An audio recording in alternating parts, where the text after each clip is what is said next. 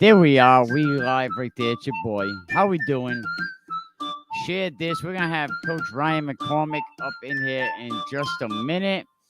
We're going to talk about the UMass Dartmouth Football one-day camp with Brown University, Saturday, July 23rd at Cressy Field. The noon registration is going to be lit. What's up, everybody? How we doing, man? We always want to thank the people that make this possible, man. Big shout out to Elitefootball schools. Challenge yourself like never before. Get it from someone that already got it. Croft, Elitefootball schools. Grade 6 through 12 going on all week, 18th through the 21st. There's more camps going on at Elitefootball schools. Definitely check that out. What's going on, everybody? How we doing? We're going to have Coach McCormack up here in a minute. He's going to talk about the UMass Dartmouth one-day football camp with Brown University. Shout out my guy, Willie. My guy, Willie over there. Willie Edwards, man, doing his thing over at Brown University. Are we getting out to the lineman camp? Get out to the lineman camp, man. We're going to have Coach McCormack on in about 10 minutes. What's going on, everybody? It's lit. You want to get your brand up here, right in the corner, man. Hit me up. Can we keep it real 40@gmail.com. You know we always got to start off with a strong beat. Please share this. You want to know the difference between good and bad football camps? Well, we're going to talk to Coach McCormack and all that about the football camps. No better place to be on July 23rd than a UMass Dartmouth football one-day camp, man. And if you need something promoted, let us do it, man. Let us promote your next camp coming up. Big shout out what's going on down there at Conley up until July 31st, and then it's football time. Concentrate on football.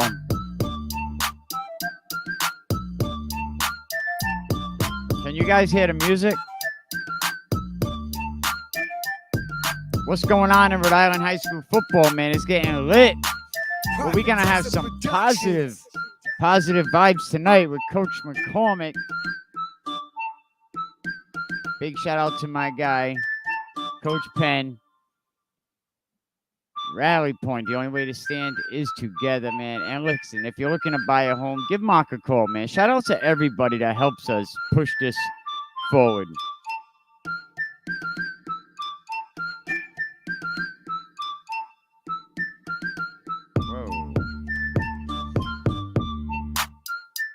But I know UMass Dartmouth, man, they can't wait to get their kids on campus for our one-day showcase with the Academic Elite Football Academy and Brown University Football. Providence Gridiron Club Hall of Fame coach Willie Edwards, who will be the running back coach for Brown Football and key contributors to creating the number 12 offense in all FCS D1 football in 2021 will be on hand representing Brown. Shout out to my guy, Coach Edwards. Coach Edwards is regarded as one of the best recruiters in all of FCS football and has been a major factor in yielding some of Brown Bears' best talent. Shout out, Coach Willie Edwards. Coach Edwards also spent a portion of the COVID season working with the NFL Los Angeles Rams. Bet you didn't know that about Willie. In their scouting personnel department, providing high level of ability and evaluation and talent. I think the Giants were fighting over him too at the time, but shout out to my guy, Coach Willie Edwards.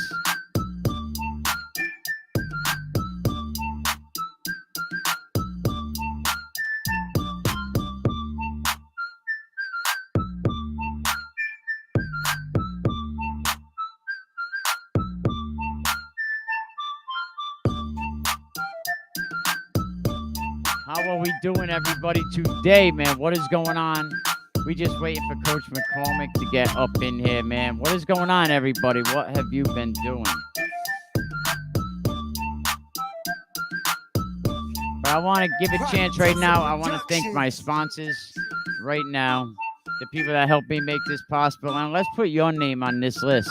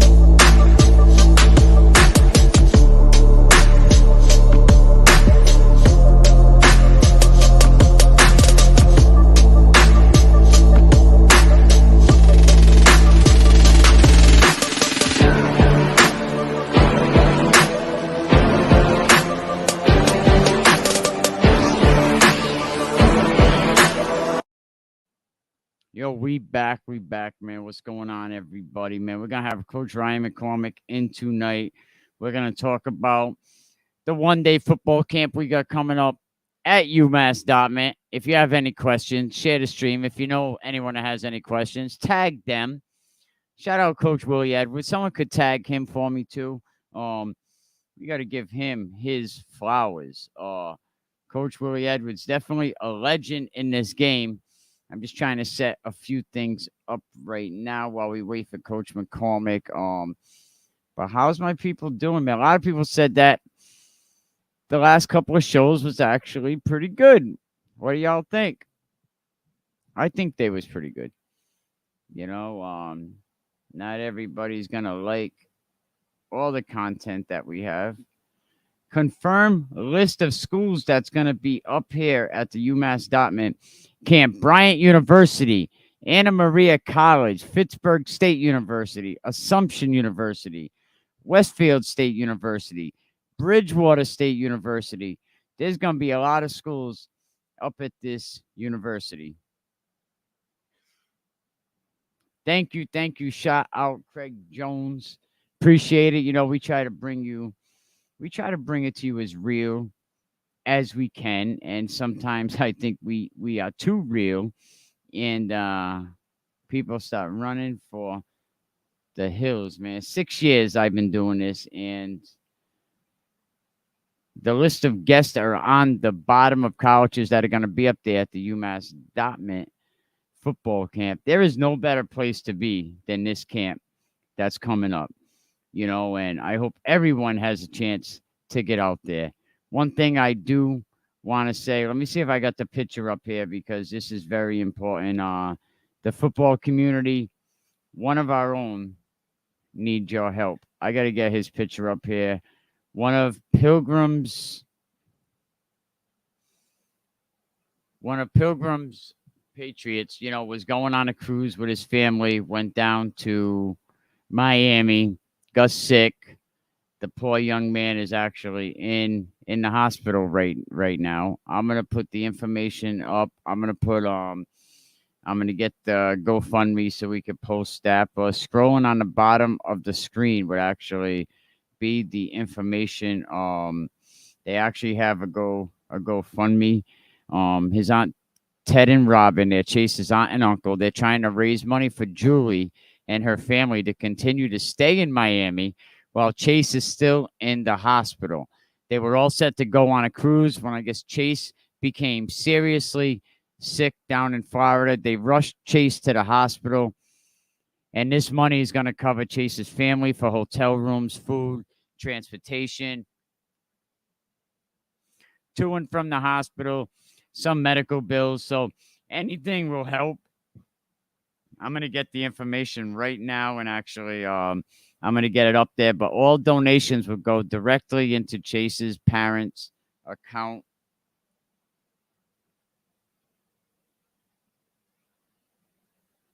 Let me load it right now. Give me 1 second. So yeah, any money is going to go right into Chase's mom's account. They're down there in Florida. You know, I told Coach Blake, you know, I would definitely help out any chance that I get. Let me download this. Give me 1 second. You know, we're a one-man show over here. We doing the producing, we sliding, we gliding. Trying to stand up, you know. Here it is. This is Chase Roberts. He's one of the players over at Pilgrim. You know, on his family trip, he became very sick. And his stay up in Florida in the hospital, the treatment is long. He's been there for a little while. He might continue to be there. So we're going to get the GoFundMe up here. You know, he's going to have Coach Blake maybe come up soon and talk about it. But I'm going to get the GoFundMe up there right now. So if anybody wants to make a donation, let me see if I could do that 1 second. Yeah, it's very, very sad situation. Give me 1 second to get the GoFundMe up, and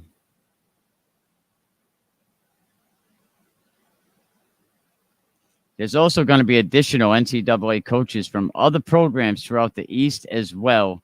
A full list will be announced shortly. This is going to be at Cressy Field, UMass Dartmouth, July 23rd, and registration starts at noon.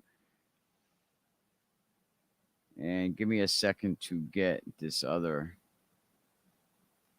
Where is it?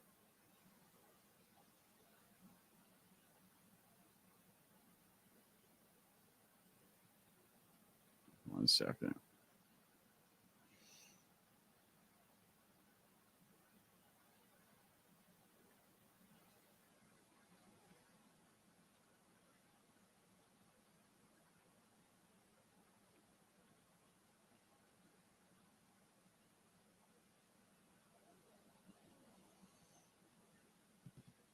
Yeah, I'm trying to pull it up right now. Maybe we could find it easier on. I thought I just had it. Let me look for it so we could try to get this young man the help that he needs. And while I do that, when I drop you off, you never see your father. Saw 48 hours of the week. It's not enough for us to speak. It's not enough for me to teach. I want to hug you. You're out of reach. You're so far away. I just want you here with me. Just know this wasn't up to me. Driving from your mama crib, I find it hard to breathe. Hard to tell you what I mean, but I never want to leave. There's things I must protect you from. I only can 2 days out the week. I only feel like a man on them 2 days out the week. Rest of the time, I'm on my grind. Sometimes I forget to eat, but I'm hungry, baby. Daddy eat the street. I'd live in the hole if it meant you could live free. I'd let go of my soul just for you to be. But all I really want is you right here with me. Okay, I actually have the link now. They raised already $5,700. So let me share this link right now.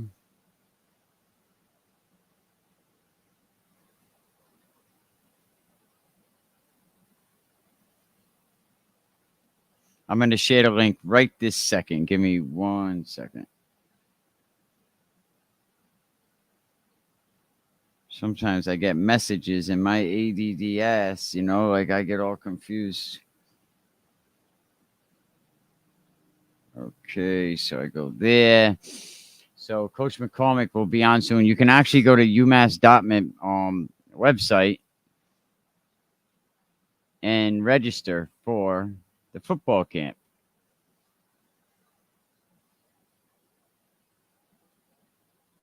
I want to get that GoFundMe page up. That's why we're actually let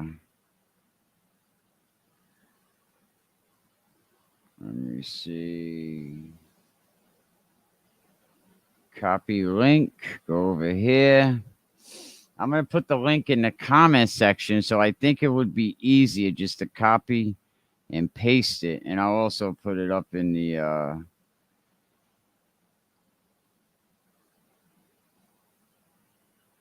it looks like a lot, but this is that is actually the link for the fundraiser. You can hit that link. You could really help out. Again, this is for one of Pilgrim Football's football players. You can go to Blake Simpson's Facebook page. The story is on there. This is basically Chase Roberts. He was a player at Pilgrim. His family went on a vacation. He became very, very sick.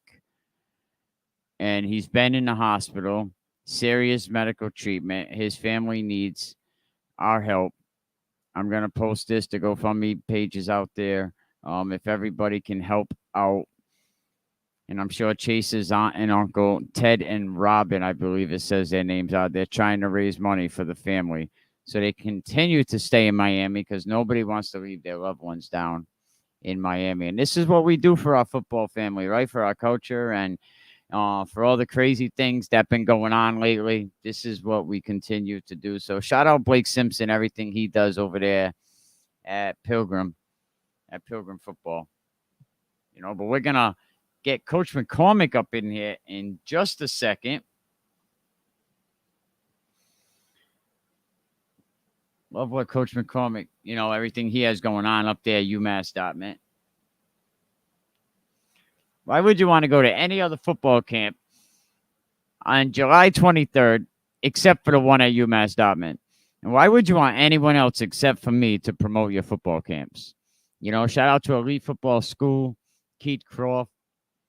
Get out there. They have a great camp going on all week long, the 18th to the 21st. Challenge yourself like never before. He has some other camps coming out, Thursday night camps.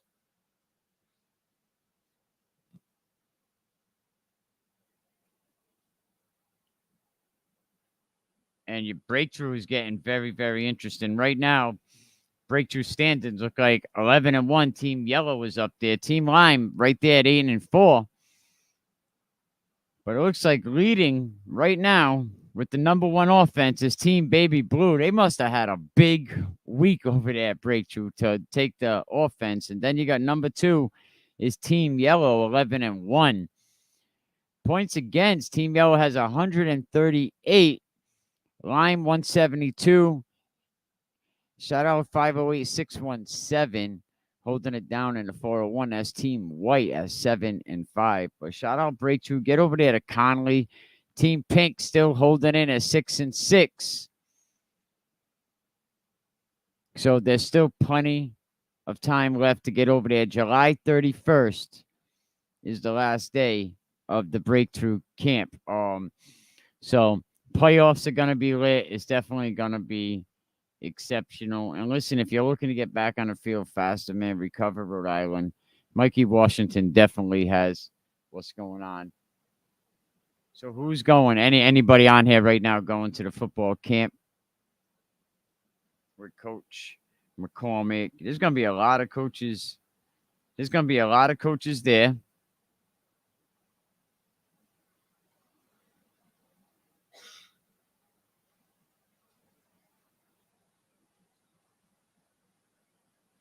There's going to be, oh, okay. All right. 1 second.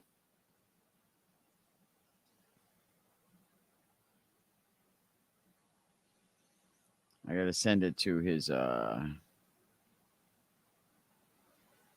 okay. Is he? I don't see you. Nah, you're not. Oh, here we go. All right.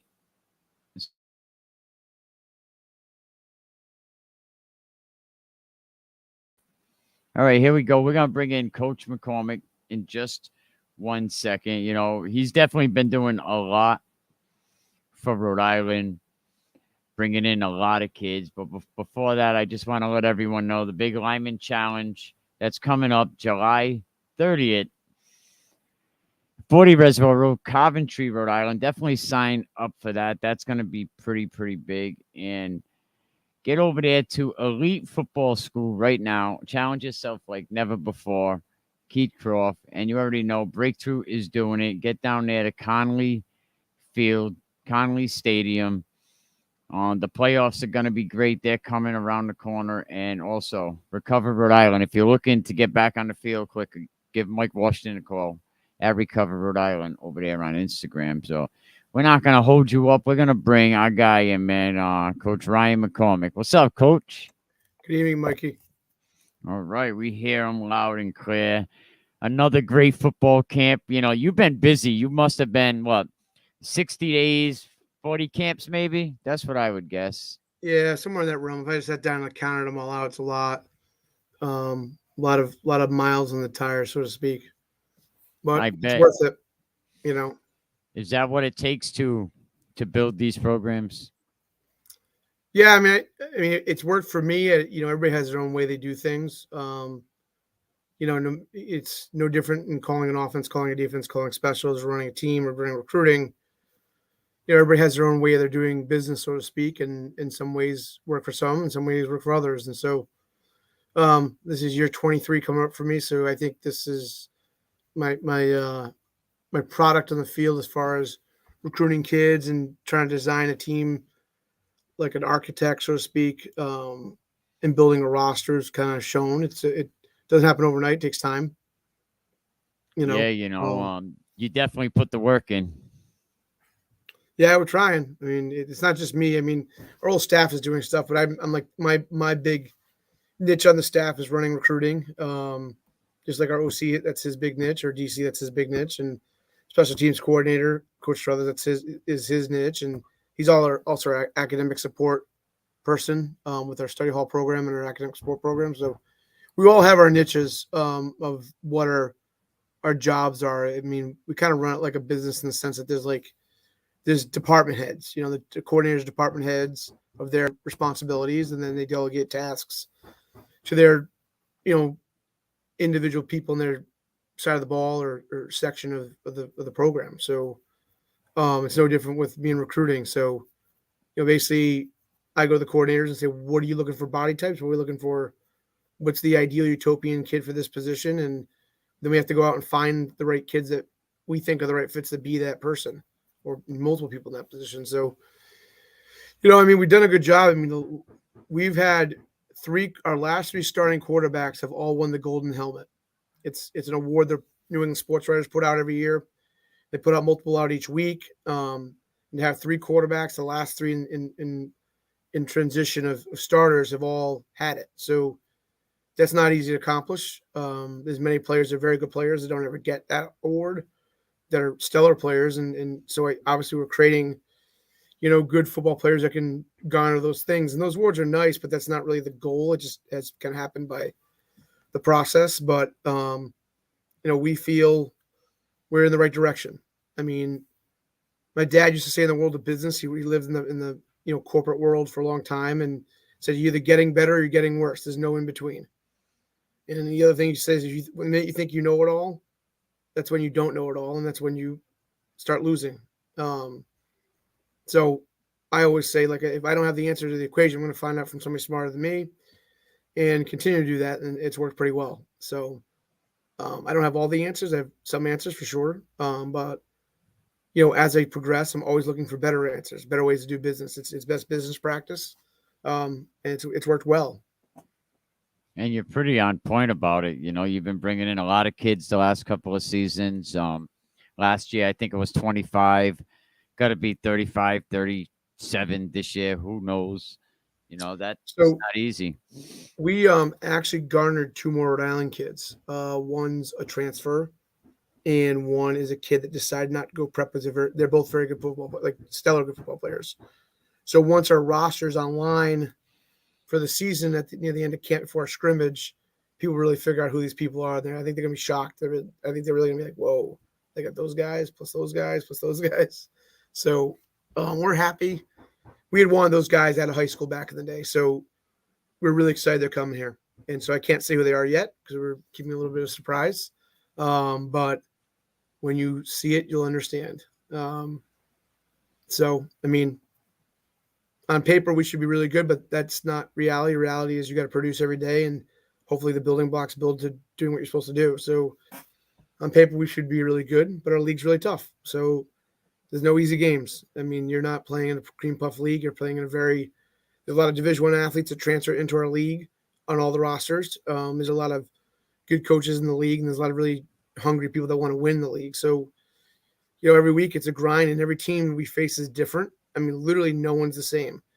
They have some similar things, but every week it's a different scheme you're seeing a little bit. They have their own niche to do well, and they have different players that are well. So, I mean, we played against a Framingham team last year that has a defensive end in the National Football League. So, there's not a lot of those guys walking the earth. And so when you're playing against them, you realize how good they are. So, and now he's doing well for the Seattle Seahawks, and good job to Josh. He's a hard worker, and they did a good job with him at Framingham to build him. So, we're doing our same old thing here, and hopefully we can produce some of those ourselves. But that's not the only goal. The goal is to get a great education, have a good experience, and go in the real world and make a difference, and also have a great lifestyle. Yeah, definitely. I just wanted to throw this up real quick. I'm not sure if you was familiar with Pilgrim High School. Chase Roberts, one of Blake's players, he went down to Miami to go on a cruise. He got very sick. He's in the hospital. His family's asking, for people to help them out so they could stay down there. But I just wanted to let people know you can go to Blake Simpson's page, because we all got to take care of each other. We're actually, a big family. So check that out over on Blake Simpson's page. I wish him well, but Yeah, I just want to let the people know that we're always caring about the young kids coming up, Ryan. Yeah, you never want to see kids get sick. That's really tough. And Blake's got a great team and great kids, and so I actually know who that kid is. That's tough. It's not good. So yeah, anyone that can donate, I would say yeah, definitely if you can afford to do it, and I'm sure any dime will help that poor kid. That's tough. That's right. That's right. Great. A lot of great people in Rhode Island football. Something great that you have right now coming up: the UMass Dartmouth one-day football camp with Brown University. You know, Gridiron Hall of Fame coach Willie Edwards, man. You know, key contributor creating the number 12 offense in all of FCS D1 football in 2021. Gonna have him on hand. Who else gonna be on hand? So we have a bunch of schools. So Bryant is heading to the Big South Conference. They're leaving the NEC. So one of their coaches is coming. So the list of schools that you have right now are all the schools are actually physically working the drills of the camp. So all those people are going to be coaching kids. There's also going to be a separate additional list of people just evaluating. So additional schools. So we're in the process of finalizing that list as we speak. That was part of my what I was doing before I came on the show. So there's a couple schools that are also going to jump on. So you look at who's coming. For example, I give you a couple examples of guys.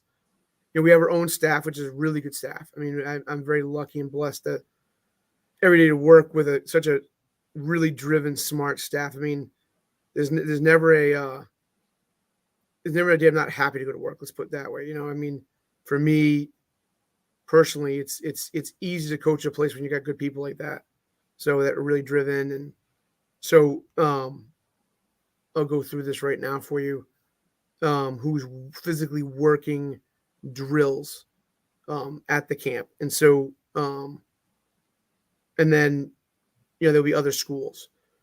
So from our staff, it's obviously our head coach, myself, Coach Struthers, who's our special teams coordinator, wide receivers coach, Coach Josh Sylvester, who has coached both quarterbacks and O-line. He's really good at both. So, he'll be there. Obviously, Coach Brown, he's one of our D-backs coach. Coach Fang, our DC, will be there.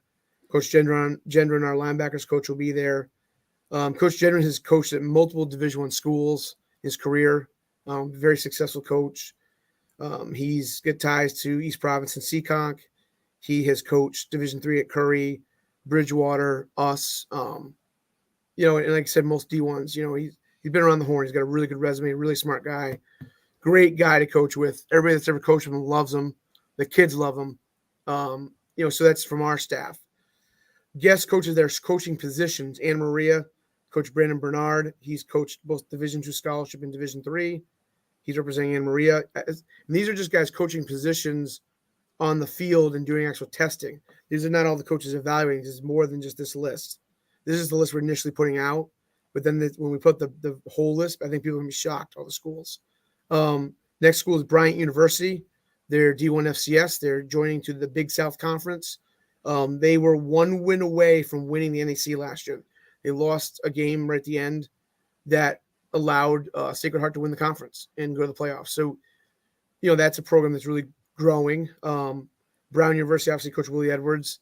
That's another really growing program. So their offense was electric last year, and they brought in some really good recruits in that place. This class coming in there, I've seen their kids. I've worked their camps. Kids have yielded. They're going to shock people. They're going to take another big step this year. Fitchburg State, Coach Mark Sullivan, he's been around forever. He's coached all over the map. And so he's a really good guy and a good coach. He's got a lot of experience. Westerly State's Pablo Ortiz, he's also a good coach. Big quarterback, tight end background. He's done a boatload of camps I've worked at. Really smart guy, good coach. The next one is a really unique coach. He coached in the pros, Rob Orell. So Rob Orell's with Assumption University, their D2 scholarship now. He just got hired there. Rob was a coach with the Mass Pirates, and they won the Arena Bowl. So he's got a professional world title. He's coached other arena teams in arena, and he played arena. So he's got a big lineman background and other niches as well. Bridgewater State's got a great young coach, Tommy Dool. Tommy's the running backs coach this fall. He's got both running back coaching and O-line coaching experience. Tons of energy. And there might be 2 more that can actually coach, but they're waiting to decide if they're going to just evaluate or coach, or we're waiting to hear back from them. And they're FCS coaches from other FCS programs. So it's a good group of guys. I mean, where else can you be coached on the field by, Anna Maria is the ECFC champions of that conference. We were the New England Bowl champions out of the MASCAC. You got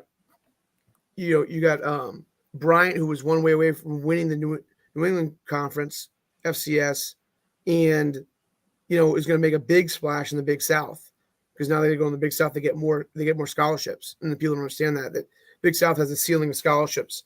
In FCS football, that's going to make a big difference for them. Assumption's always been a competitive program. A couple of years ago, they won the NE10. They're kind of in a rebuilding phase right now to get back to that, and to get a coach like Coach Orrell there is a nice grab. They already have a good staff, so to add another chess piece to the success puzzle is great for that program. Stonehill's in that league. Is not even the league on the NEC. And Bridgewater is always a really competitive program in our league. Bridgewater is never a down team. Like, if you don't come to play hardcore against them mentally and physically, you're not beating them. So we have a great, really respectful rivalry with them.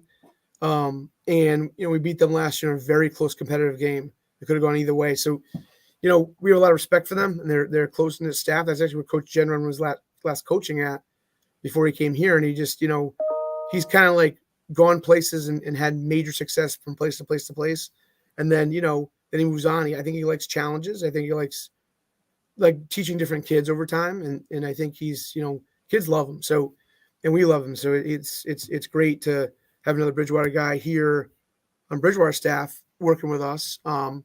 And there's some other teams in our conference that we're waiting to hear back if they can come along, because it's hard that, there's always camps that happen, every day in the summer. And so this is the first summer there's a lot of conflicts for camps. But the weekend we're having it, we're the only camp that weekend that has that many different levels of schools represented. And that's not even the whole list. This is the guys coaching on the field. A lot of camps will have guys coaching on the field and another 20, 30 schools evaluating on top of that. So, for us, I think it's great for Rhode Island kids. We're going to have some other ex-Rhode Island big-time players that played collegiate football kind of helping out, and we'll announce that soon. Some of it's kind of leaked out there. So, it's a really good opportunity. I mean, for example, there's an FBU camp happening the same weekend. They're more expensive than us. And I'm like, well, do they have all these different levels of college football represented? No. And they have a good program, FBU, no doubt. But, if I was them, I would have moved it. But, that is what it is. So, and I don't – that's just where they scheduled it. So, there's another camp at St. A's that same day. And talking to some of my friends and staff, they wish they had reached out to us and knew we were scheduling this, so that they wouldn't be a conflict. They probably would have moved to Sunday. But, they have a camp and they're a good staff. So, not every kid's going to come to our camps. But my opinion is, and obviously I'm a little biased, not too many places are going to have multiple FCS schools, a D2 scholarship school, and a plethora of D3 schools. So at one camp.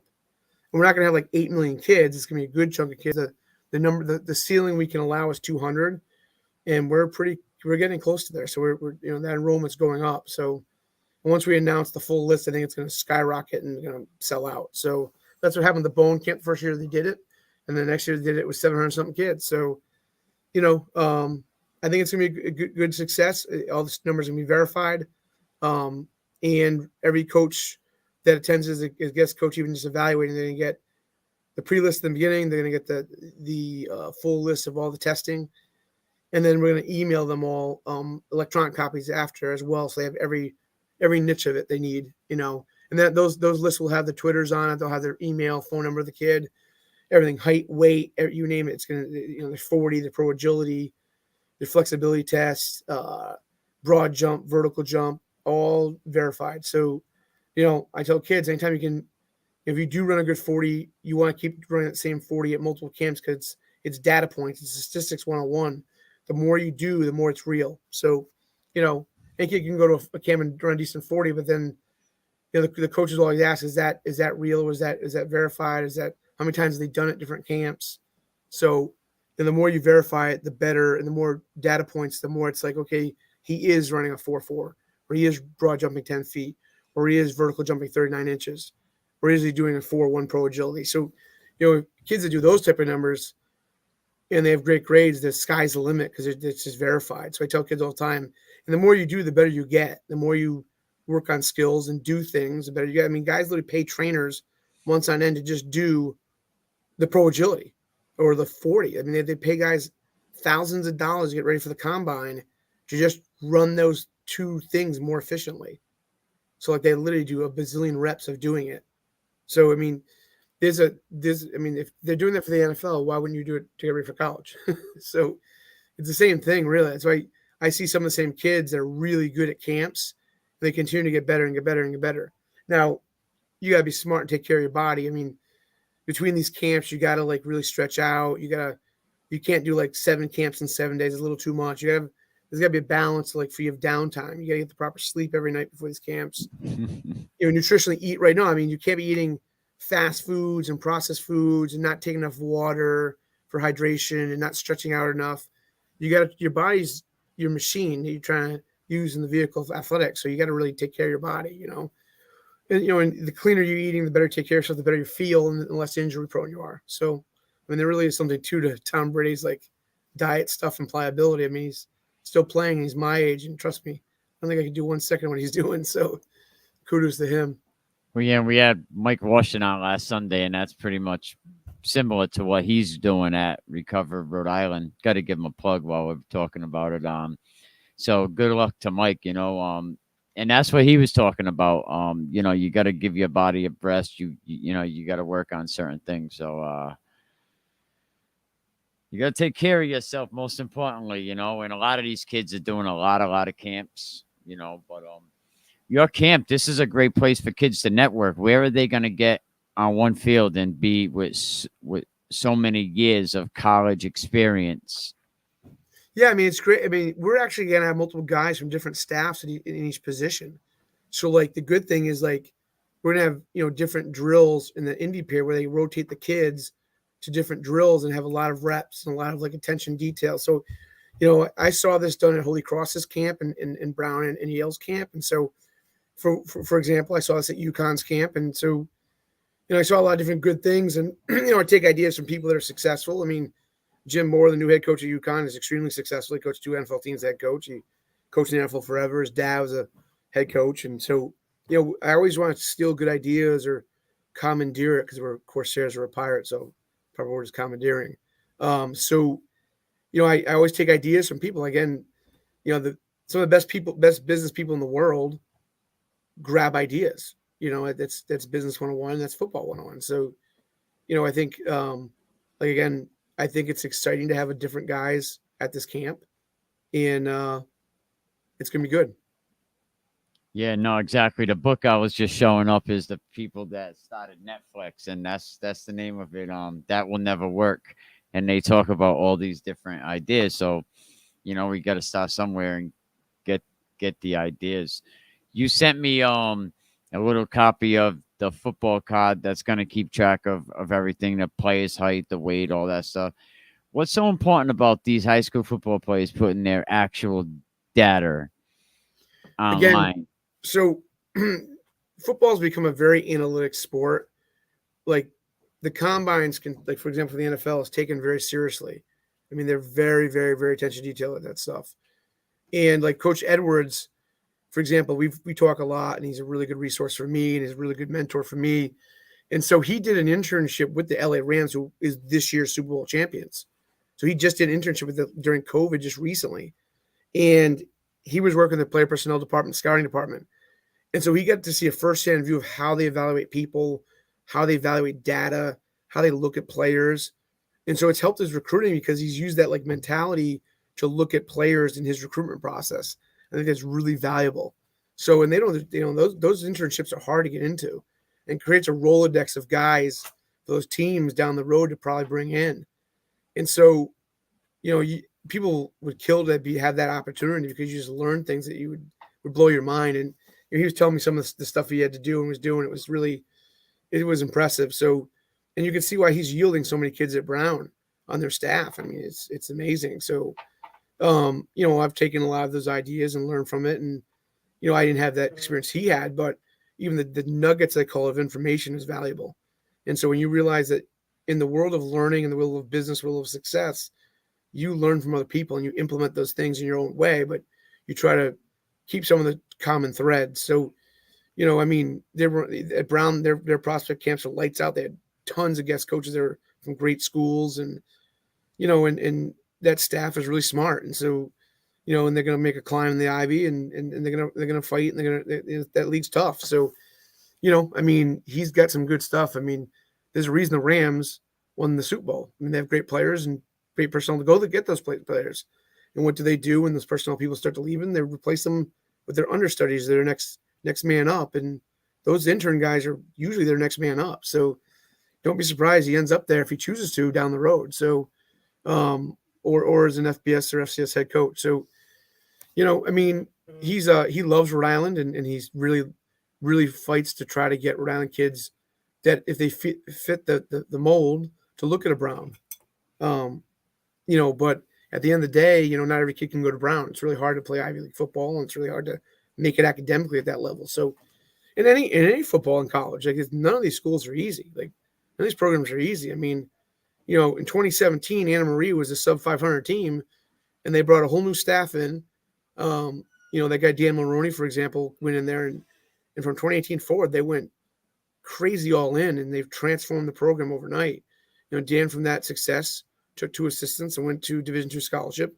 Got his head coach at, Division II scholarship school, Lock Haven, and his OC, who's a great OC, Steve, is a friend of mine, is a new head coach, and they've continued to grow. We got to play them week 2, and I tell people they're not the enemy from 2017. This is a conference champion team with some dudes and great coaches. Their staff is somewhat similar to our staff with the type of personalities and work ethic, and so we got our hands full week 2 with those guys. They're going to be good. It might be one of the best football games this fall in D3 in New England, because it's going to be a high speed chess match of smart people and talented kids and smart people. So, you got to give them credit. If you told me in 2016 they'd be like they are now, I wouldn't believe it. But that's great coaches that did an unbelievable job. So, and so all the coaches we have coming are great guys. Really successful guys, and these kids are going to learn a lot. And so, and I want them to take things back. From here, not every kid's going to go to UMass Dartmouth. Not every kid's going to go to Brown, but some kids might go to Bryant. Some kids might go to Bridgewater. They might go to Westfield. They might go to Fitchburg. They might go to Assumption. Or Anna Maria. It's exciting to have this many different guys, here coaching. And then that doesn't even include the list of the guys evaluating who are also going to recruit these kids. They're going to come to the camp as well. And they'll be able to interject in drills and say, hey, when the kid gets done with the drill, hey, look at this, look at that, So I think it's the best bang for your buck that's not far. I've seen kids drive hundreds of miles to pay $400 for a 2-3 day camp, and there's a lot of kids at that camp. And so not that it's a bad thing, but, we're all going to gravitate to the best dudes of the bunch. It's like when you go to a buffet and you want the best food, you're going to pick the top 2 or 3 foods. So some kids can go overshadow a camp that big, and that's okay. But those kids will learn playing against better kids to get better. That's the value of that camp, and they get to see what's out there for top tier talent across the country. This camp will be smaller. There will not be more than 200 kids here. But I can tell right now there'll be over 100. So, we'll see what the end number is, and that's fine. So, they'll get a lot of reps, and they'll get a lot of experience, and they'll get a lot of they'll get recruited. So, and we're excited about some of the kids already registered. They're really good players. All the coaches, including the D1 guys. How's the registration looking so far? It must be pretty. It's cranking right now. We put it up. We hadn't put it on the website yet till today. So if you go on umassd.edu, click on athletics, right away what's going to pop up is a picture. It's the graphic we initially had put out there, the initial graphic. If you click on it, it goes right to the link. You can also go. There's another link out there that's on my Twitter or on the Corsair Football Twitter. And Coach Edwards and Brown's tagged in it. Because he's one of our key guys at this camp. And then and you can go that way too. So there's many ways to click on the link and find the camp. We will take some walk-up registrations if we're not sold out, but I'm going to know probably for sure by Friday morning, it's probably going to be sold out, because once we announce, we're going to start putting out different, bigger graphics. And once we announce the full list of all the, even the, the full list of all the, even the evaluating coaches, not even the coaches that are coaching on the field, but the guys that evaluate, and interject during drills and stuff. And also they're going to, obviously be around during testing and all that stuff. And even during registration, because the kids are going to pre-register. The kids that pre-register are going to go to a table, get their shirt, get their card. The card's going to be already pre-filled out for like the background stuff of the kid, their name, that stuff. Then we're going to height and weight them. Then they're going to do a flexibility test. They're going to do a vertical test off a vertical. It's a digital vertical mat. It's different. A lot of kids have never seen that before. It's something all the bigger programs are using, but now in D3 we're getting those as well. We have them. They're going to go from there. They're going to have more testing. They're going to stretch first before the more testing. It's more run stuff. They're going to run 40 timed, verified, pro agility verified, a broad jump verified. The vert pad is already, it's electronic. It's pretty balls on accurate. So they're calibrated so that will do that. The flexibility tests, I've done a million of them for big FBS and FCS programs. So a lot of camps, I'm usually the 40 guy, the pro agility guy, or the vert guy, or the vert guy, or the flexibility test guy. So Coach Karoom Cox, who's at University of Virginia, who's a good friend of mine, is the D-backs coach there. He was at UConn in 2017. And then after that, he went to Albany for a year. Then he was at Air Force for a year. And now he's at University of Virginia, FBS. So he kind of taught me how he grades it out, what to look for, check the boxes. So he's a really good resource for that. He's a good friend. And so, he taught me that. So did Eddie Allen, who was at UConn, who's now at Rutgers, another friend of mine. And so you meet these people and they show us stuff even. So it's great to work camps with them, because it just expands our knowledge of understanding of like best practices. So, and not all of them can come to our camp because they have stuff they have to do too, but we'll have some of those guys. So, for us, we're excited for this camp at the end of the day. Yeah, it seems, you go right on their website and like you said, it comes up with the picture, you go on the picture and you just click it just like that, little click. And then right over here in the box, tickets, bang. Yeah. And then if you go down, it has all the instructions, the address, some more information about academic elite football school, Brown football, and so on. How important, what is the best camps for these kids to go to? Like right now we have an assault on camps. There's camps like, what are the best camps to go to if a kid really wants to get into football? So any camp that is run by a college or university that has other college and universities there. So like Best of New England Bone, it's a company called Excel. It works in collaboration with the host program, Springfield, right? And so this is a similar theoretical. So Excel is a private company. There's a lot of training. And so Excel figured out, well, why don't we work in collaboration with universities and colleges? Because if you hold it on a college campus, you can have multiple college coaches. That's part of there's compliance rules with that. So they do that, for example, and it's a big camp, and they start out very small back in the day, like us, and it's a great camp. We all, UMass staff, we attended.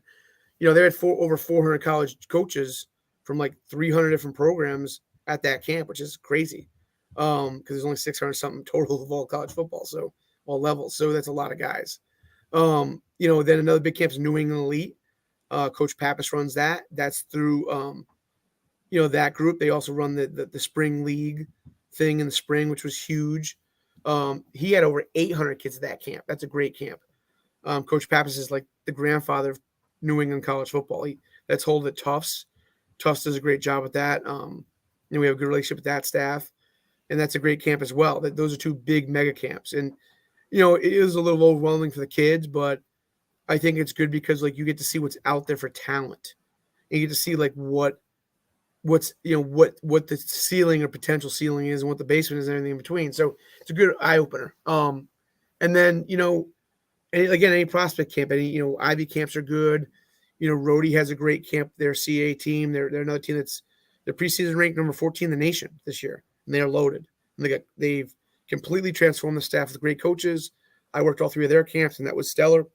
I mean, again, if you told me that in 2016, 2015, Rhodey would be where they are right now, I would not believe you. But again, they've developed kids that were there. They're still there. They've transformed the staff.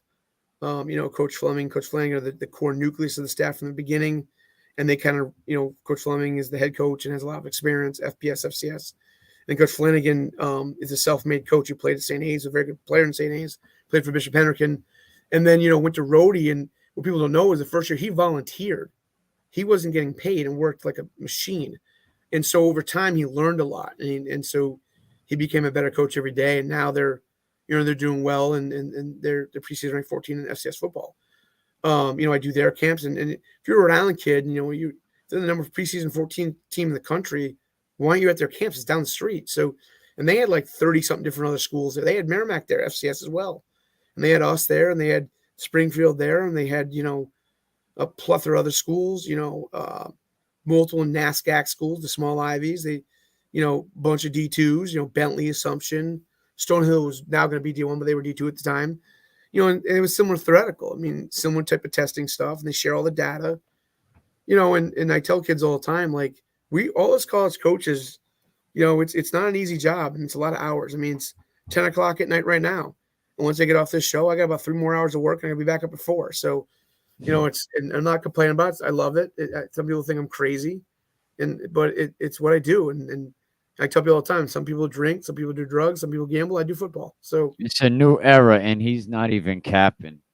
I kind of like that new era, not capping. So, I mean, all these guys work really hard. Like, very few college coaches aren't working really hard. I mean, they're all working really hard. So, and it's just, sometimes you have a little bit of luck with the right kid. Sometimes you make a bad decision and the kid's not as good as you thought he was. And so you learn from it, hopefully. I think we've gotten better and learned from it as a staff here. And so we got a great head coach. We got great coordinators. And, and we also have great network of friends out there in this industry, both in our own league. And people don't realize it. Like, oh, you're playing this so-and-so. Don't you not like them? I'm like, no, we're doing the same deal. Like, I mean, not like them game week because we're going to play each other and everybody wants to win. But at the end of the day, like, we share information. Like, we don't have phys ed here. We don't have physical education. It's not a major we have at our school. So that's probably the only thing you don't have, because when I was looking at your majors, you have just about everything. We have a lot of majors. So, like, we don't have exercise science and we don't have phys ed. Now, you can go get a PhD now in physical therapy. You can do pre-physical therapy here. So, like, for example, a lot of kids want to be athletic trainers, right?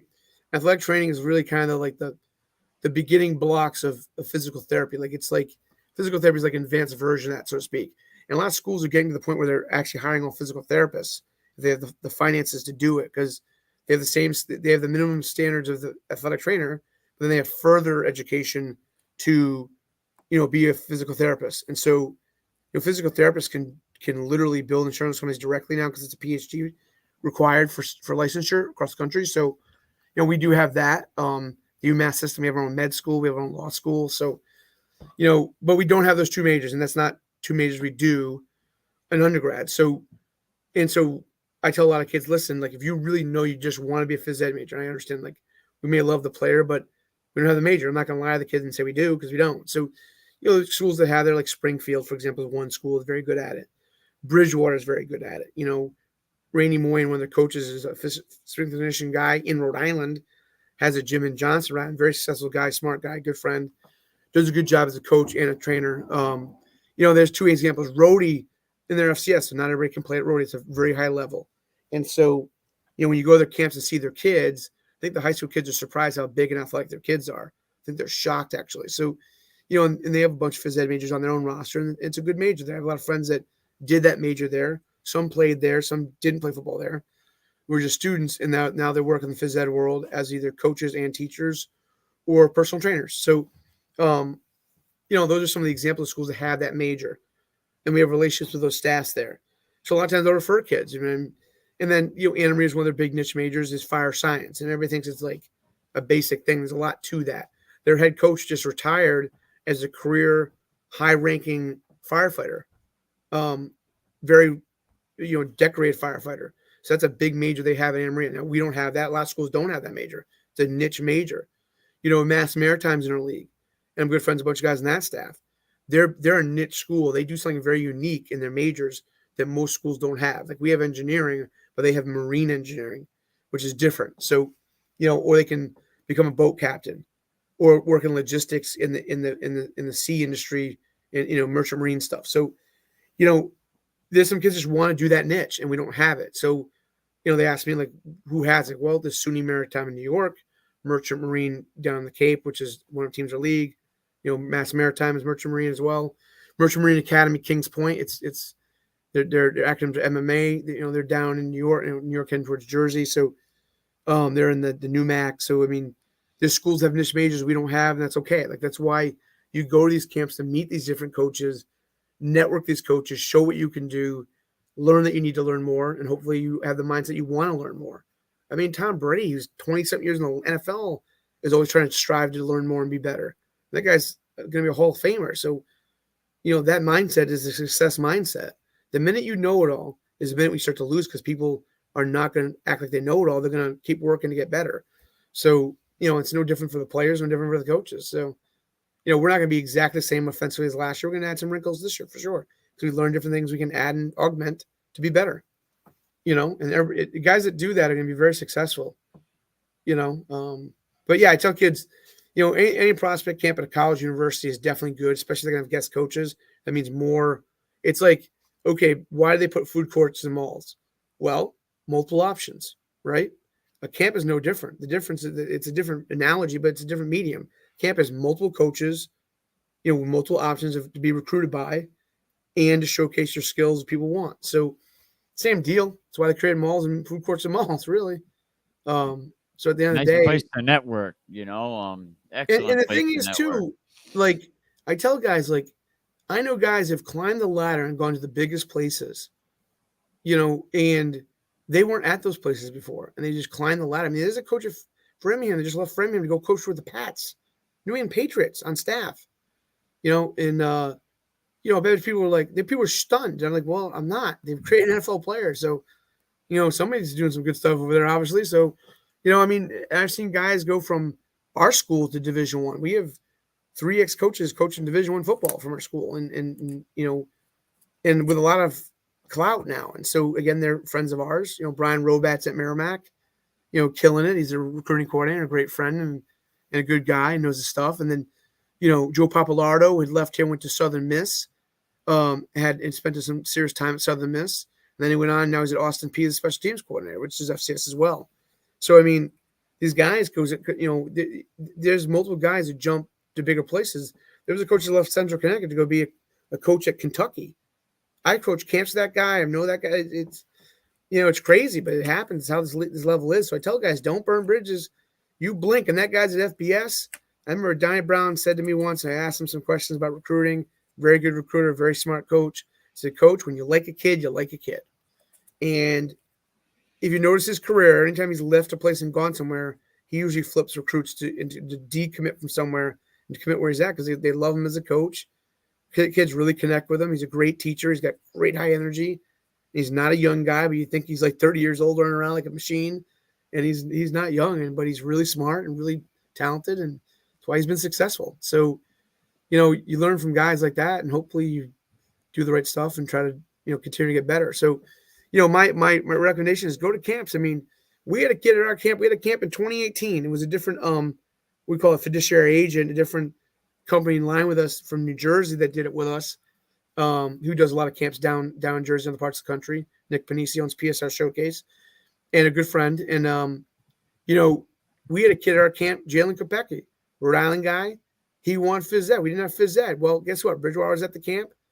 They recruited him. They offered him, and he was a starting tight end as a true freshman, was first team all conference. Now, obviously, we love the kid. He's a great player. We'd love to have him here. But at the end of the day, it was a perfect fit for the kid, and he had a great first year. So, kudos to that kid. I mean, he's doing great. I know the family. The uncle played at Salve, my alma mater. Mom I've known for a long time, and the good family, good people. And that kid's going to get better and going to be really good. So, we got to try to stop him, which ain't going to be easy. But, kudos to them. And that's the example of networking. And trust me, we would have loved to have him here. We didn't have his major. So, at the end of the day, people are going to go where their best fit. Not every kid's going to come here. And we understand that. There's a lot of times kids don't come to us and, I call them and congratulate them on the other commitment. I'm not, I want them here, but I'm not mad. I understand that everybody's going to go to their fit, right? And a lot of times years later, if the fit doesn't work out, that we want it to work out, because you never want somebody not to have something work out, right? But sometimes it doesn't. It's part of college football. It's part of life. And everybody's going to stay in the same job for 30 years. They're not going to stay in the same coaching place 30 years. That's not very normal. So a lot of times kids will put themselves in the portal and choose schools that treat them well in the process. They remember and they say, well, maybe I should go there. And the guys that understand that psychological and that, respect to those players, they deal a lot of those guys. And I learned that from other coaches that taught me that. So, I was very lucky early in my career to learn from Coach Cohen, Liam's father, and Coach Bell, who's the DC who became the head coach. Both really Hall of Fame coaches, great guys, and had a great philosophy. And that's why Salvi was so good back then. But so the Kopecki kid's a prime example, a kid that found his fit. We had a kid, Spencer Lockwood, years ago from Connecticut, Gatorade Player of the Year. We thought we could get him, and went to Trinity, was Rookie of the Year in the NASCAC. And so that happens. And I mean, we've had kids go to Rhodey that, went on a PWO, and now they're playing, starting on scholarship and doing well. And kudos to them. We've lost kids to Bryant. I've recruited kids to Brown when they were a little bit younger. Then they continue to grow, and then obviously they're Ivy League players, and good luck to them. It's awesome. I mean, and I was at the same camps with those other coaches, and so we also talk about, they say, coach will ask me, what do you think? What's your analysis of this player, both socially, academically? Have you seen him at camps? What you seen the numbers? So for me, it's really a good learning experience, how people evaluate people. Coach Barthel at UConn, I tell you what, that guy's a great guy. I worked at UConn camp. He was first year at UConn. He coached last year before he was at UConn with the Carolina Panthers. He coached Christian McCaffrey, the running back. That was his running back. He was the running back coach. Before that, he was at Penn State coaching Saquon Barkley. He recruited Saquon Barkley at Penn State. He was a running back coach and coached him. So those are two big name guys, man, in the NFL. So obviously I'm going to take every nugget I can from that guy because he built them. And so he's a great coach, really smart guy, has great ideas, great understanding what to get better. And he even says to me, Ryan, I don't know what I'll find it from people even better than me. That's a guy that's had high success coaching running backs. So as a running back coach, I'm like, well, he built two absolute super studs. So I want to know what he knows. And so, we've given some of the nugget information to our running backs in this offseason. I'm telling you, they're working really hard within that vacuum to be even better. So, it's not my knowledge, it's other people's knowledge intake and then filter. So, I take drills from everybody they're good coaches at the end of the day. And anytime a high school coach wants to ask me about something, I will give it to them. I will share it with them, because at the end of the day, I'm not going to keep it in some locked secret box. So, it's not some utopian secret. So, and I don't know everything. So at the end of the day, it's just work as hard as you can, give the best effort you can, be ethical. And that's all that matters. And, I'm excited to work with different guys and you build your portfolio of friends. It's really how college football is. And it's a big network. It's a big network. It's a deep network. People don't realize, we talk about kids every day. It's DMing each other, calling each other, texting each other. I talk to at least 3 or 4 different college coaches from different levels every day because I want to learn and I want to network and I want to be, not because I'm trying to jump out of here or anything. Some guys do that to eventually leave because they want to move fast up the ladder, and that's fine. That's their deal. I just didn't want to live in 4 or 5 different states in 10 years. Some guys do. That's tough.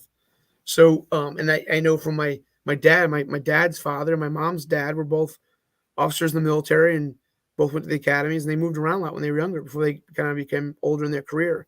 So they lived that kind of jumping around lifestyle when they're younger. So for me, I heard those stories. And so I just didn't want to do that. And that's fine. Other guys do that. That's their decision and niche. And some guys can do well with that and climb the ladder and become very successful. Some guys, it sometimes gets pretty tough. So, but we're excited what we're doing. We're excited what this camp's going to be. I think it's going to be a great camp. Get out there, UMass Dartmouth one-day football camp with Brown University, Willie Edwards. A lot of people don't know that Coach Edwards did an internship at the Rams, and at the same time, he had Giants that stepped up a little too late that actually wanted him to come do an internship. Am I correct? See, the thing is, when you get on a board and you sit there, you get to I've done Zoom meetings with Willie, where you just spend hours talking. It's all about recruiting in football. And you realize very quickly his knowledge. It starts to be like, whoa. So, and he's just a great guy. So, like, at the end of the day, like, you know, if he doesn't respond, it's because they're so busy right now, Brown. I mean, I know what they're doing. I know what they're trying to build. So those guys are spending mega hours. So it's not him, not being responsive. It's him just working like a machine. So, I tell people like, hey, I could try to get hold of Willie. I'm like, hey, Willie's really, if you saw his day to day, it would blow your mind. So he just, he's a machine, man. And he runs all their camps for them. He's a big piece of the recruiting machine, big piece of the offense. Like, he's a big piece of a lot of stuff. So up there, and every year he gains more responsibilities because he's good, So I mean, anytime a guy's really good, the staff wants them to do more because they can trust him, and they trust him they're going to make them better. So, I've learned that watching staffs. I mean, Bobby Chesney, for example, at Holy Cross is killing it. So those guys are a machine, and it's amazing the kids they bring up for recruits. I mean, they bring up a lot of like true FBS kids every week. So see those camps, it's just dudes after dudes after dudes. So, it's just it's impressive. And he is stepping up to be one of the best recruiters in all of FCS football. He is. And the thing about Bobby is that he's got crazy good energy. He is exactly who he is 24/7, which is interesting. I tell people, like, sometimes, people think these high FBS, FCS coaches are like celebrities almost, right? And so, some are kind of, but there's some really down to earth, really transparent guys, and guys like, Bobby and Willie are two of them. Mike Flang at Rory's just like that, just regular guy, and that works really hard and is really smart. So, when you get to sit down with people like that and realize they're real people, not just like celebrities, it's kind of like nice. I mean, Jim Moore at UConn is a regular guy. I mean, the one thing that blew my mind when I did his camp, he never medalized the New England-based coaches or East Coast coaches because he never coached with them or coached against them. We had a meeting at like 7 a.m. for their camp, and the campers were coming at I think 9:30 for registration. And there's a lot of coaches because it's an FBS team here in New England. He knew every guest coach's name, place they coached at, position, knew their background, knew who their why. It was crazy. He knew everybody, knew their whole background. It was really, really cool. And was just a regular guy with a ton of knowledge. And that blew my mind because you think of Jim Moore, a 2-time NFL head coach, multiple time coordinator in the NFL, head coach at UCLA, mega, he has had a mega career. He's done stuff for ESPN as an analyst. I mean, he's done some big stuff, and so when they got him there, I was like, whoa, that's a big name guy. So, how many guys can say they head coached 2 NFL teams? His dad was a lifer in the NFL, great coach. I mean, there's a video of the whole the thing about playoffs when he was coaching with the Saints, or it was the Saints or the Jets. I have to look at the videos. It was one that he was head coach of both those teams, and that's still kind of an iconic thing, And and he's much like his dad, just a really just down to earth guy. He has a good sense of humor and he's really smart. So, and you get to meet guys like him or Donnie Brown. Donnie Brown coached one of the best defenses in the country in FBS football at Michigan. And he's just a brilliant defensive guy. And our DC is really close to him. So, we run a lot of Donnie stuff theoretically. So, and then on offense, we do a lot of stuff from Noel Mazzoni, which is Jim's OC when he was at UCLA, and Josh is tight. Our OC is tight with him. So, really, it's all networking. And I tell guys, listen, learn, be a sponge, almost beg for more information, how to use it. Beg for more reps and drills, want to be better, want to be coachable. That's the thing I tell kids, go to camps and be locked in the sense, not just to compete, but locked in to really watch the coaching points when you see a kid that does it really well, that drill really well, and why he's doing it well. What is he doing that's making him a good person in that drill and that rep? And so don't just stand in line and chit chat with kids and kind of not pay attention, because that does happen too sometimes at camp, some kids. And all the coaches, we recognize it. In between water breaks, we're talking about how do you think this kid is? What do you think? On top of this, the measurables, the kid's personality and character. So, and these are all levels of coaches. And even all the different D1 coaches talk, they all talk. I mean, they've all worked each other over the years, and it's like ships passing in the night, going to different teams when they leave places. I mean, I have a friend that was at New Haven, Coach Jenks. He used to be at Central Connecticut, he's New Haven, and now he's heading on the West Coast to be a big-time major college football coach. So, there's lots of really successful guys. I mean, Liam Cohen flew up the ladder like a rocket. I mean, he went from, he was at both Brown and Rhodey. Then he went to UMaine. Then he was at Holy Cross for a very short time. He was only Holy Cross a little over a month. And then he got hired by the LA Rams. And then he left there to be the OC at Kentucky. Now he's back with the Rams as the OC. So, I mean, he's got a really impressive trajectory. Those are some big places. So with some really success. So congratulations to him. He went to LaSalle. He had a great career. Great career. At one point, the number 2 team in the SEC, Kentucky, had him and Coach White are 2 Rhode Island guys coaching the number 2 team in the SEC. It's 2 coordinators. Now one of them's in the NFL. So as a coordinator. So that's impressive. I mean, we kind of it's really nice to have Rhode Island guys do well. I mean, Nick Russo, who's the Terre Haute head coach, he's a Rhode Island guy. He's now on staff at the Worcester. I never get to really know Nick. I've heard of him. And we actually worked the last Brown camp together. And that was really cool because I got to talk to him, get to know him. I tell guys all the time, really, you never know what a guy's like. You really get to know him, talk to them, get your own opinion. Don't just hear hearsay, form your own opinion. And obviously that can be changed over time, positively, negatively, but and he's trying to work hard for them, and it's a good pickup for them at Worcester. And I talked to Coach Adam, their head coach, Coach Peloquin, at the Southern Connecticut camp, and we talked for a while about all kinds of stuff. And he was really excited to have that kid there. I say kid because he's young, because I'm old. So, but he's a smart kid. So he did work for Brown in a quality control type capacity. I don't know if he was technically a volunteer, but I don't know if he was getting paid or not. I never asked him that. But it was some type of entry level capacity, and he learned a lot when Coach Estes was there, who's the head coach at Brown for 20 years, and then coordinator for 5 before that. So, I get to network with a lot of good guys. A Coach Frazone, who's on staff at Brown, he's been there 25 years. His experience in recruiting, and he's really tight with Coach Edwards as well. They're really tight. If you sat down with him, man, he's got some brilliant ideas. So, again, Willie's with other good people there, and makes sense. So, I'm going to go learn from all those good people. So, including Willie, it's a smart business. So, I just tell kids, go to camp. So you're going to learn a lot, and especially if you lock it. If you go there and mess around. The one thing I tell kids too, Mikey, is that when you go to a camp, if you're dinged up or injured, right, don't go to the camp and not run the testing, then try to do the individual drills, because the problem is it's a bad look, right? I see a lot of camps lately, kids going to camps and not running a 40, but then running a pro agility, doing all the other testing and doing the rest of the camp. It's well, you could also get injured doing those other things as well, because there are football functional movements, bending, starting, stopping, exploding. You could still, exploding mean going from stop to acceleration to top speed.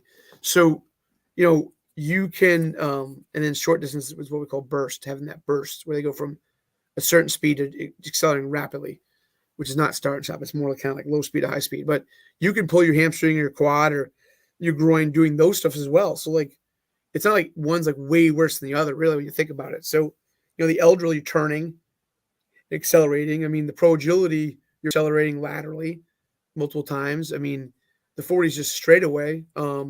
But you're going to do things in drills that you could also pull things as well. So if you're not healthy, you shouldn't go. You should let your body heal for a couple of days and go to another camp instead, or, give some time, just be smart with your body, back to the whole body maintenance thing. And so it's for what Mike Washington's doing with his new company, you're going to see a lot of that popping up. It's really a thing. Years ago when I played high school football and when the dinosaurs were walking the earth, a lot of that wasn't a thing. You just static stretch, and you do some warm up runs and just did practice. And there was no muscle stim, muscle massages, all that stuff that trainers do and the physical therapists do now to rehab or muscle maintenance. They had maybe ice baths and heating pads, but that industry has progressed so much in the last 30 years. You saw what was 30 years ago now. And the stuff they have now in the pros, they have even a lot of college football, they have cryotherapy things, which is crazy. I didn't know what that was 20 years ago. Now it's a big thing in professional athletics and even a lot of college athletics. That pliability stuff that Brady's doing with his TB12 stuff, other guys doing their own version of that. And it's considered very valuable in keeping guys healthy. So, I mean, that body maintenance stuff is big, it's getting big. So, and there's not a lot of people that actually do it professionally right now. So it's kind of a new thing. When the Guerrero guy with Brady was first doing, they kind of poo-pooed him and said, "Oh, he doesn't know what he's doing." Blah blah. Well, clearly he does. Look at Brady. So, And you say it was a snake oil sales. yeah, I remember they said that, and so people. I mean, I don't know a lot about this, but I read a little about this, and so people said that other forms of like non-traditional medicine that also has its value, so to speak. Obviously traditional medicine does too, but like things like certain types of yoga makes you more pliable. Meditation, deep tissue massages. There's a lot of value to all that stuff. So looking at what you're putting in your body nutritionally, the big TB12 method talks about non-inflammatory foods. That's like a real thing. If you look it up, research. I like to start looking. I'm like, wow, this is actually a thing. So there is something to it. So, so it's not all smoke and mirrors. So I tell kids, just be smart, hydrate a lot of water. Obviously you can do some Gatorades, electrolytes, but be smart about it. Don't have, 4 Gatorades in an hour. That's like 200 grams of sugar, because that's not good either.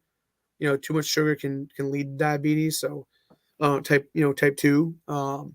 So, I mean, that's a thing. I know that personally. So, but yeah, I mean, to me, just take care of your body and be smart and and thank coaches. Like, I've seen kids at camps, like kind of poo-poo coaches that are very interested in them. I said, you don't know where that guy's going to be in 2 years or a year or 6 months.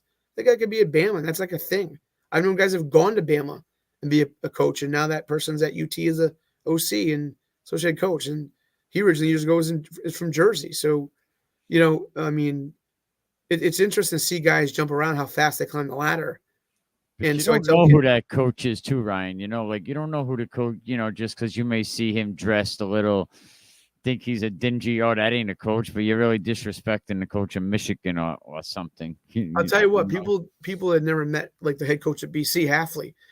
Some guys aren't these like gigantic players. Some of the guys, just went right into coaching, were good players and dropped weight and got leaner, and they don't look like they didn't play in college. I mean, I look nothing like I did when I played in college now. I'm trying to work on it a little bit, but Halfley is not this big gigantic guy, and he's probably like 5'7", 5'8", $170, lean. But if you saw him in street clothes, you never know he's the head coach of BC and a really smart coach, really smart guy. I mean, I had a buddy, Coach Vaughn, who was at Becker years ago, and Becker was the time a struggling program, and you blinked. He was recruiting kids at Becker, and at the time Becker was a struggling program. Eventually, the school closed. The next year, after a year and a half after he left, well, the next job he took was he was at Dartmouth, Ivy League Dartmouth, and so now he's at a high-end D3 down south as a coordinator. But my buddy Coach Vaughn went to Dartmouth, so like kids that blew him off, that next year wanted to go to Dartmouth, he was like, oh no, that kid's not good character, and so the Dartmouth wouldn't recruit that kid, and so you're like, well, that was a bad move, being disrespectful to that coach. So I tell people, there's 1.1 plus million high school football players. There's just over 600 college universities that play football between all the different divisions. So, I mean, the coaches are kind of in the buyer's market. So here in New England, there's a lot of schools, period, and a lot of teams, period. You leave the New England region, it's not that way. So in the Northeast region, New England, New York, New Jersey. So, people just don't realize how lucky they are in New England to have this many schools, because that's not the same in other parts of the nation. So, they get lucky where they get a lot of schools recruiting them initially from different levels, and then it plays out. But they don't realize that you gotta give the coaches their due. And I tell every kid, here's what you should do. My opinion. Not everybody's gonna listen to it, but love up the coaches that love you. Here's why. One, they think you can play for their program and be the guy, right? That's a big thing. If they're continuing to like, quote unquote, like professionally stalk you to recruit you, and they continue to take their time out of their day to call you, text you, DM you, email you. I mean, every coach has their own way of doing things. I've now become a bigger DM guy than I was 5 years ago on Twitter. So I was not a Twitter guy years ago. Guys on our staff like, you got to be on Twitter. I'm like, what's that? And that was 2015. Now I understand the value of Twitter. So, and so the biggest thing I tell kids is let it play out. Don't put any bad energy out there. Let everybody recruit you. Actually be transparent with those coaches. And as the process goes on, the teams that really are in your wheelhouse are going to slowly like go on the back burner, right? But you got to find out like A, if you're admitted to all the schools, 1. 2, are you truly offered to all the schools? Is it a committable offer? Because a lot of kids can get offered, but then it isn't a committable offer yet because they're building their board, so to speak, of the committed kids and the non-committed kids. I mean, the offered kids, non-offered kids. And so they might have for one position a dozen offered kids, especially scholarship level, Ivy League, Division I, and they might not hit in kid 1 or kid 2, but then it might hit in kid 3 and kid 4, and then kids 6, 7, 8, 9, 10 go off the board somewhere else, and they get kid 11 and kid 12. They stop offering. It's not committable. That could happen in recruiting because, like, understand a lot of the Ivy schools are also recruiting against like Stanford, Notre Dame, Tulane, Army, Navy, West Point, and Annapolis, Army, Navy, Air Force Academy, because they're also all high academics, high in football. So, some kids might be like, you know what? I don't really want to go to Navy. I like the idea, but I don't really want to do some of the actual non-football school stuff, the other stuff that's involved in Navy. Navy's a great school, but they want to just not do the military piece. So they might go to Brown or Yale, and that does happen. There's some kids get to Notre Dame and realize they're not going to play right away, and they transfer into the Ivy, and that's not unrealistic. It happened this year with multiple kids. There's kids that will transfer after their undergrad because Ivy League, you can only play undergrad. It's a rule in that league. Exclusive to that league, they'll have maybe a year or 2 of eligibility left, and they'll go to grad school. And they might go to grad school to what? CAA. Rhodey got a kid out of Columbia this class. It's a grad transfer. So he finished his degree at Columbia, and so he went to Rhodey, and he's a really good player, really good student, obviously. And so, like, that happens. So, I tell kids all the time, like, don't burn bridges. Really let it play out, and at the end, pick the best school that's your best fit. A lot of kids will chase offers that the schools aren't offering. Now, initially, I get doing that, definitely. I mean, you want to play at the highest level if you can. But understand, like, if you're not a scholarship offered guy or not at least a PWO, right? That's the thing. If you're a PWO, like Rhodey, for example, and now they're very strategic with their PWOs. They've changed their methodology, definitely, and it's worked out very well for them. They think eventually, potentially, you could be a scholarship guy, at least a partial scholarship guy, and eventually, potentially, if you develop where they think you could be a player and a starter in your position. If you're just a walk-on, you're kind of rolling the dice. And that a true walk-on can work out, but it cannot. So, be careful with that scenario a little bit. But go where you're loved. Go that's the best fit both athletically and academically.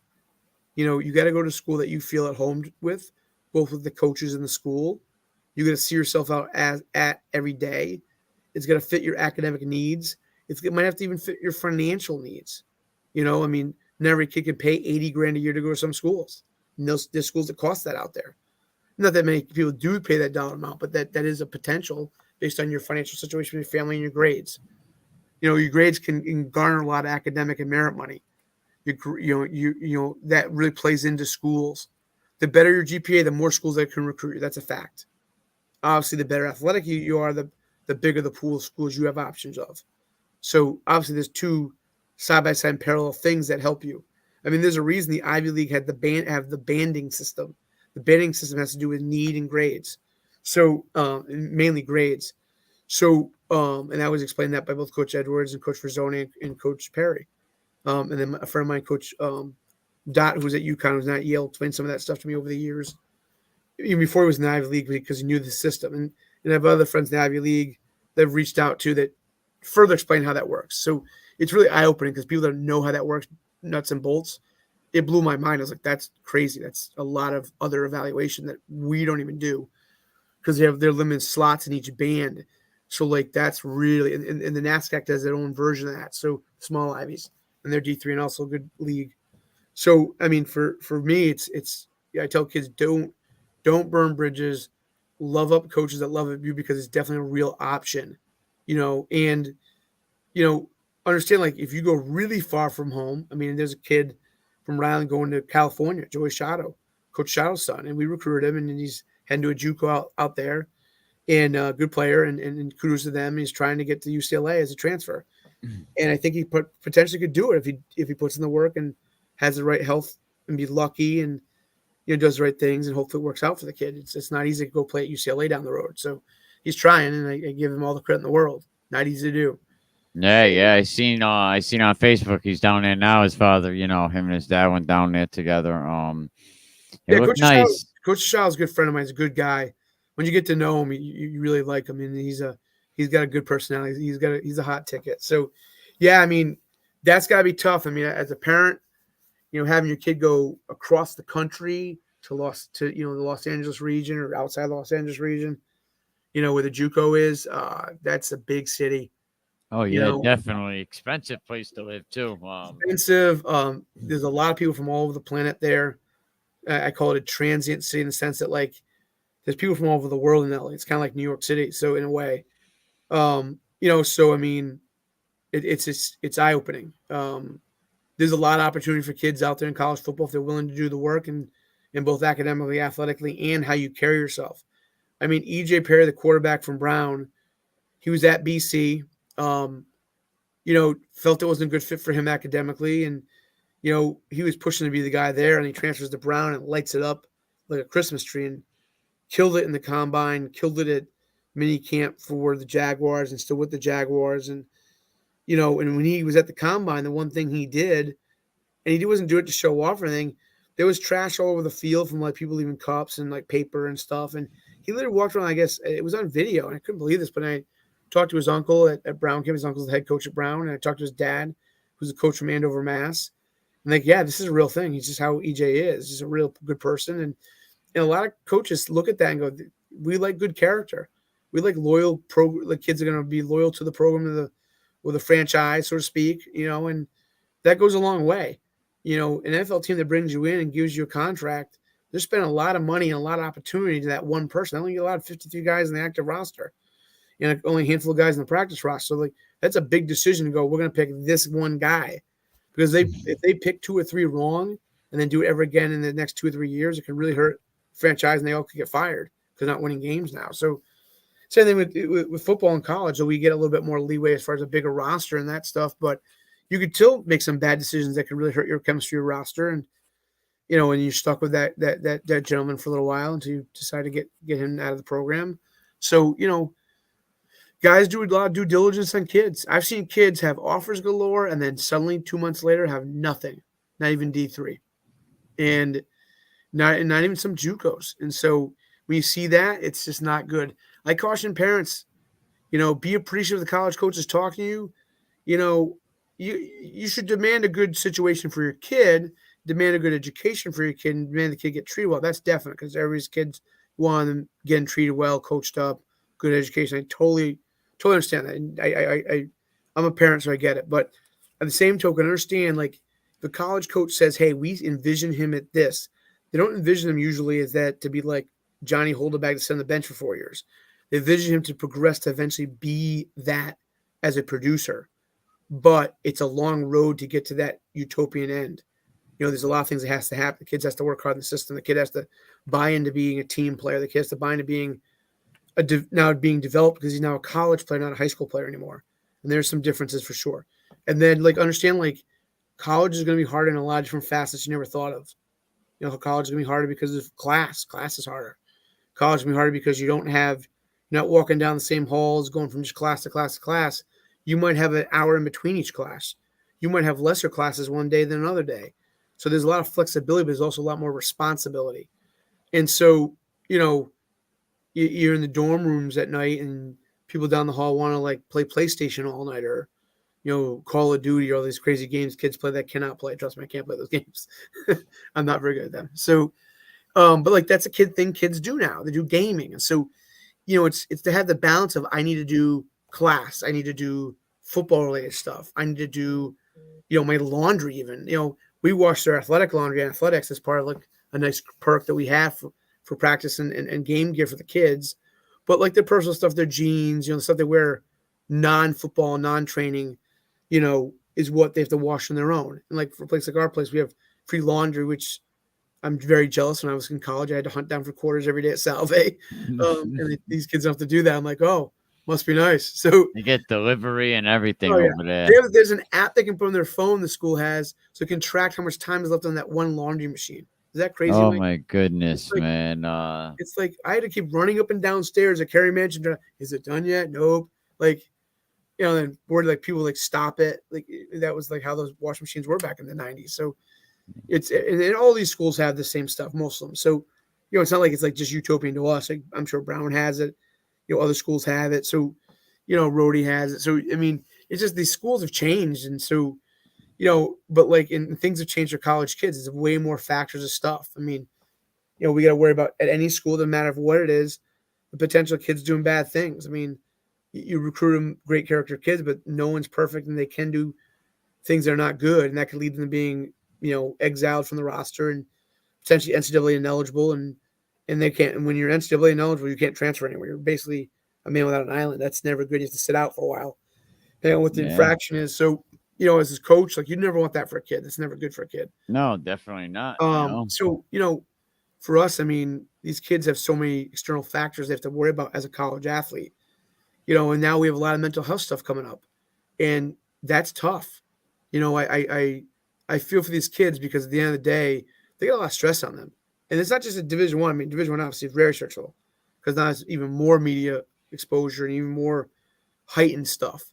And the Ivy League stresses, similar type of stresses, but it's only just the high-end responsibilities and Ivy League players, higher than responsibility. Like, people expect people to go to Ivy League and like conquer the world, so to speak. Like their families expect that. Their friends expect that. Like that's what Ivy League is. Ivy League's some of the best schools in the world.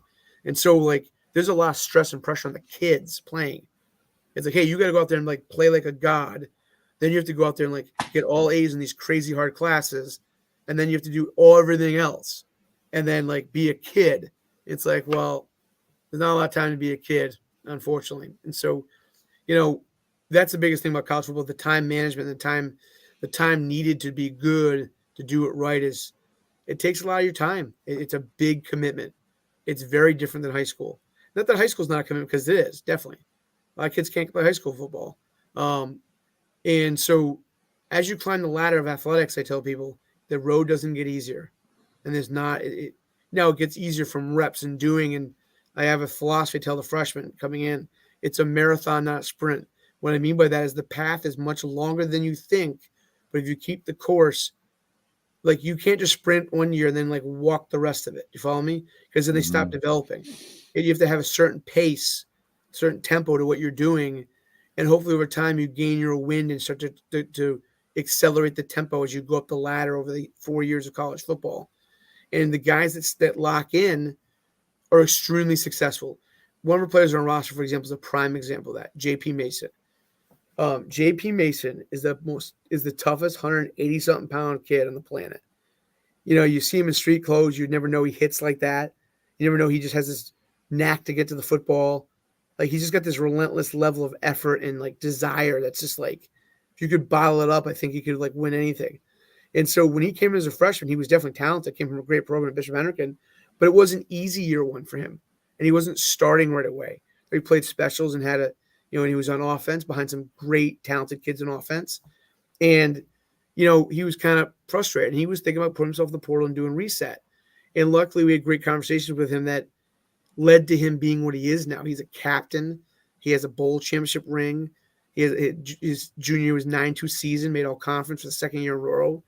And this year he's first team all conference preseason in the conference at free safety. And he's a leader and he's a machine. And he could have easily quit. He was thinking about it. He was very like stinking thinking because he was a freshman. He didn't know better and he was learning. And so he luckily stuck with it like a marathon. And at this point, he's had a pretty awesome career. And so I tell people all the time, he's a prime example of a kid that could have easily packed it in, transferred somewhere else, said, the coaches aren't treating me right or they're not giving me the love. What he didn't understand was he wasn't at the developmental stage of what he was going to be. And so, and I think he made a great decision and it worked out very well for him and his family. I mean, he's a great student, great kid. He's a machine in the weight room. I mean, his level of energy it's intense. You see him hit somebody, you think he's like 230. He's, 170, 180 pounds. And he's not slow. He's fast. So, and he's tough and he's just a competitor, man. He does things in the gym. You just go, whoa. So we have other guys like that too, but he did that story of he didn't just tap out. He didn't just say reset and go somewhere else. And then, Because a lot of times reset goes somewhere else, the same deal. They're going to love him. He's going to get there. And it's going to be still a process to be on the field. It's not easy, and at the end of the day, JP's a great leader, and his story, he tells his story to kids, and it's a powerful story. And it's a very admirable one because he easily could have quit. And what he did was lock in and do big things. So at the end of the day, he's had a great career. And other kids on the roster too have had great careers. We get some great kids, and we really look at who the kid is and also what he could become. We look at potential, the back end. Sometimes we pick kids that it's frame and potential to get bigger, and they might not be the finished product yet. And people might say, why are they picking that kid? We see something in them they could potentially become, and we take a gamble sometimes in that kid. And I would say 75% of the time it's worked out for us, and they become exactly what they're becoming. Everybody at the back end goes, I didn't know they were that good. I didn't know they could be that big. I didn't know they could get that fast. And, at the end of the day, it's a big deal. So, I see you showing a bunch of plays in the bowl game. At the end of the day, we got a lot of great players, a lot of potential. Kid right there, Antonio Brown, number 18. He wasn't heavily recruited, and he came from a small high school in Connecticut. They didn't throw the ball a ton. They had a very average quarterback, but he was a talented kid, and it showed. Look at this jump cut and this catch. I've seen that. That was lethal. That's a freshman. That's an 18-year-old doing that. And he's worked like crazy this offseason. He's did great in the summer classes. He's just really trying to take it to the next level. Right there as a freshman, one freshman to another. That's Dante Avila Santos to Tom Zednick. Tom Zednick's a 6'6" thoroughbred. There you go. Johnson High School Johnson High School, and Coach Shadow's disciple. And then, you got Dante Avila Santos. He played for Coach Lima at Cumberland, and a good friend of mine that played college football with me and coached with me years ago. John Leonard was on staff and he was there. And so, another guy that really believed in Dante, Coach Leonard. And so, he was the guy that came to me and said, hey, Rye, I think this kid's I know he played wideouts a bunch of years, and, he played quarterback a senior year, but he was telling me as he's getting ready for senior season how impressive he was, and I saw a lot of that already. And I said, and when guys start giving me, again, taking information from people, filtering it, and it worked out great for us. Now, we never want Stephen to get hurt, because Stephen was our guy and holds a lot of records and is a great person, absolutely awesome person. And I tell this story all the time, man. Stephen gets hurt, very bad injury, really early against a really good Huston team, another team we're going to play weekend again. He immediately comes off the field after the med staff looks at him, and his first thing was he wanted to make sure Dante was mentally okay to sail the ship in the shark waters. That takes a lot of class, man. He was dinged. That was a bad injury for Stephen. A lot of kids would just go in the medical tent, hopped in an ambulance, and would have been off to the hospital. He didn't do that. He wanted to make sure, his next guy up was going to have every resource possible, coaches, players, to be successful. And Dante took that information, put the car in fifth gear, and let it go. And he had some bumps in the road during the course of his freshman year, but as the year went on, people like Stephen Gachuk and our OC and the rest of our staff and other kids were really supportive and really positive. And he took that energy, that info, and just fueled the tank with it. And we knew he was going to be, even in camp, you could see it. You knew he was going to be what he was going to, because I saw it in high school.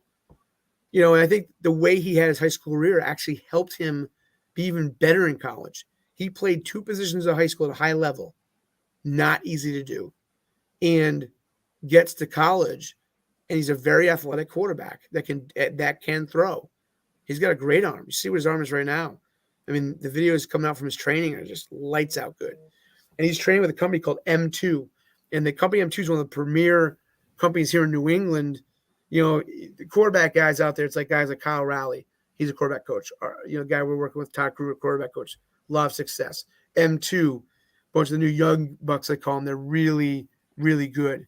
They have a good camp. They always host it at Stonehill. Why? It's a college campus. College coaches can attend. College coaches can work it. They have college coaches on staff or former college coaches on staff. That's becoming a big thing. They got a lot of kids' offers. I go to their camp every year now. And so some of our guys are working with them too as their off-season training. And everybody's got off-season training guys too now, because you have to. And so at the end of the day, and they've raved about what they've done with Dante this summer. And we've looked at the videos and been like, wow, that's impressive that you guys done that with that kid. So no, we're really excited what he can do. And so again, another young kid really developing quick with a lot of high ceiling. I mean, Dante's ceiling is so far high that I think if he hits it, it's going to be like epic. So, and we have other kids coming in this class that are kind of like him, and they're actually becoming close. They've been meeting a lot in Zoom, the young quarterbacks of Dante, and talking about being on the roster, being here. And that's exciting. When I tell people when the team is not only coach driven in a positive way, when they're team driven, locked in way and positively, they're living the mantra. That's when things get exciting, because when the team wants to do more, the team wants to stay longer for film, the team wants to learn more. They're like a sponge, they can't get enough information in a good way to be good, and they implement that in practice and lifting and day to day. That's when when you have a whole team like that, it's like, whoa, it's just different, Mikey. That energy, and when you see good teams like that are in that process of getting there or are there and then growing even further, those are the teams winning, or those teams climb the ladder. I mean, we get teams like that in our league where if you don't come to play, you're going to get bashed. It's going to be bad. So, there's at least a big chunk of teams in a league that you got to be on your A ball every rep, every play, or you're not going to win. And the other teams that aren't quite there yet, you still got to be on your 8 ball 90% of the time. You're not going to win. So right. It's crazy. I'm every week is Survivor in our league. So in the MassCAC, and there's other leagues just like it. The Ivy League is crazy. Everybody's got dudes. The Big South, dudes. The CA Roadies League, dudes. You go see those kids in camps that are end up at those schools. You're like, he's gonna be in the NFL in a year. Yep, or a couple of years. And sure as heck he is. And you see that. You can see it in the camps, the early development. And it says as long as they keep the course, to keep the marathon, do the right stuff all the way around, they get there. So, or have at least an opportunity to be there. I mean, all the teams we have on the Division I level doing our camp have guys in the NFL. Brown and Bryant, guys in the NFL. I mean, so don't tell me there ain't good places. So, I mean, and there's other guys in the teams we got are coming to this camp now that might have NFL guys D2, D3. So, I mean, and then the evaluators, once that list is out, that is both teams in that list. So yeah, you definitely have great teams. You have, you can see it at the bottom, Bryant, Anna Maria, Pittsburgh, Assumption. And plus you also have a bunch of schools that really you haven't confirmed yet, but you will be confirming shortly. So get out, definitely kids should get out to that camp, register at UMass, go to their website. You can follow the link. It comes up with a picture that looks just like the one that we've been showing you. Yeah, Coach McCormack, he could talk. I tell people all the time, and everybody, it's like a trainer, right? Everybody goes and this is a good thing that people need to understand. Everybody's going to hire a personal trainer, their guru, right? And so a lot of our guys do it off season if they're not on campus with their trainers. They'll go to an expert. One of our Max is training down in Florida with a guy who owns an NFL facility, so that trains NFL players. So he's one of our Florida guys. So everybody has a guru, and I tell people your guru might not be the same guru that somebody else has, and that's fine. Find your fit, right? And so, there's a lot of good things happening here in Rhode Island. I mean, Coach Dunbar's got Breakthrough. That's a great resource. Coach Nadim's doing stuff with his kids, behind the pads, and that, and some kids might more gravitate to him or Stanley and vice versa. And that's fine. It's okay. There's Emerson Kilgore. He's got his gym in Rhode Island. One of our linemen is training with him. Other linemen are looking to train with him. And that's okay. And Coach Barrows does his one-on-one training as well. Again, find your fit. You look at, I'm only naming a handful of guys. It's not like there's a billion guys doing this. The thing is, there's a billion kids not doing anything.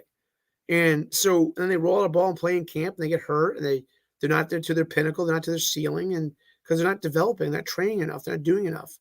So I tell kids, if you really want to be serious about athletics and be good in high school and good in college and, maybe have the slim opportunity to ever play professionally in any professional league, you gotta do those things. You gotta make it serious, and serious isn't gonna be free.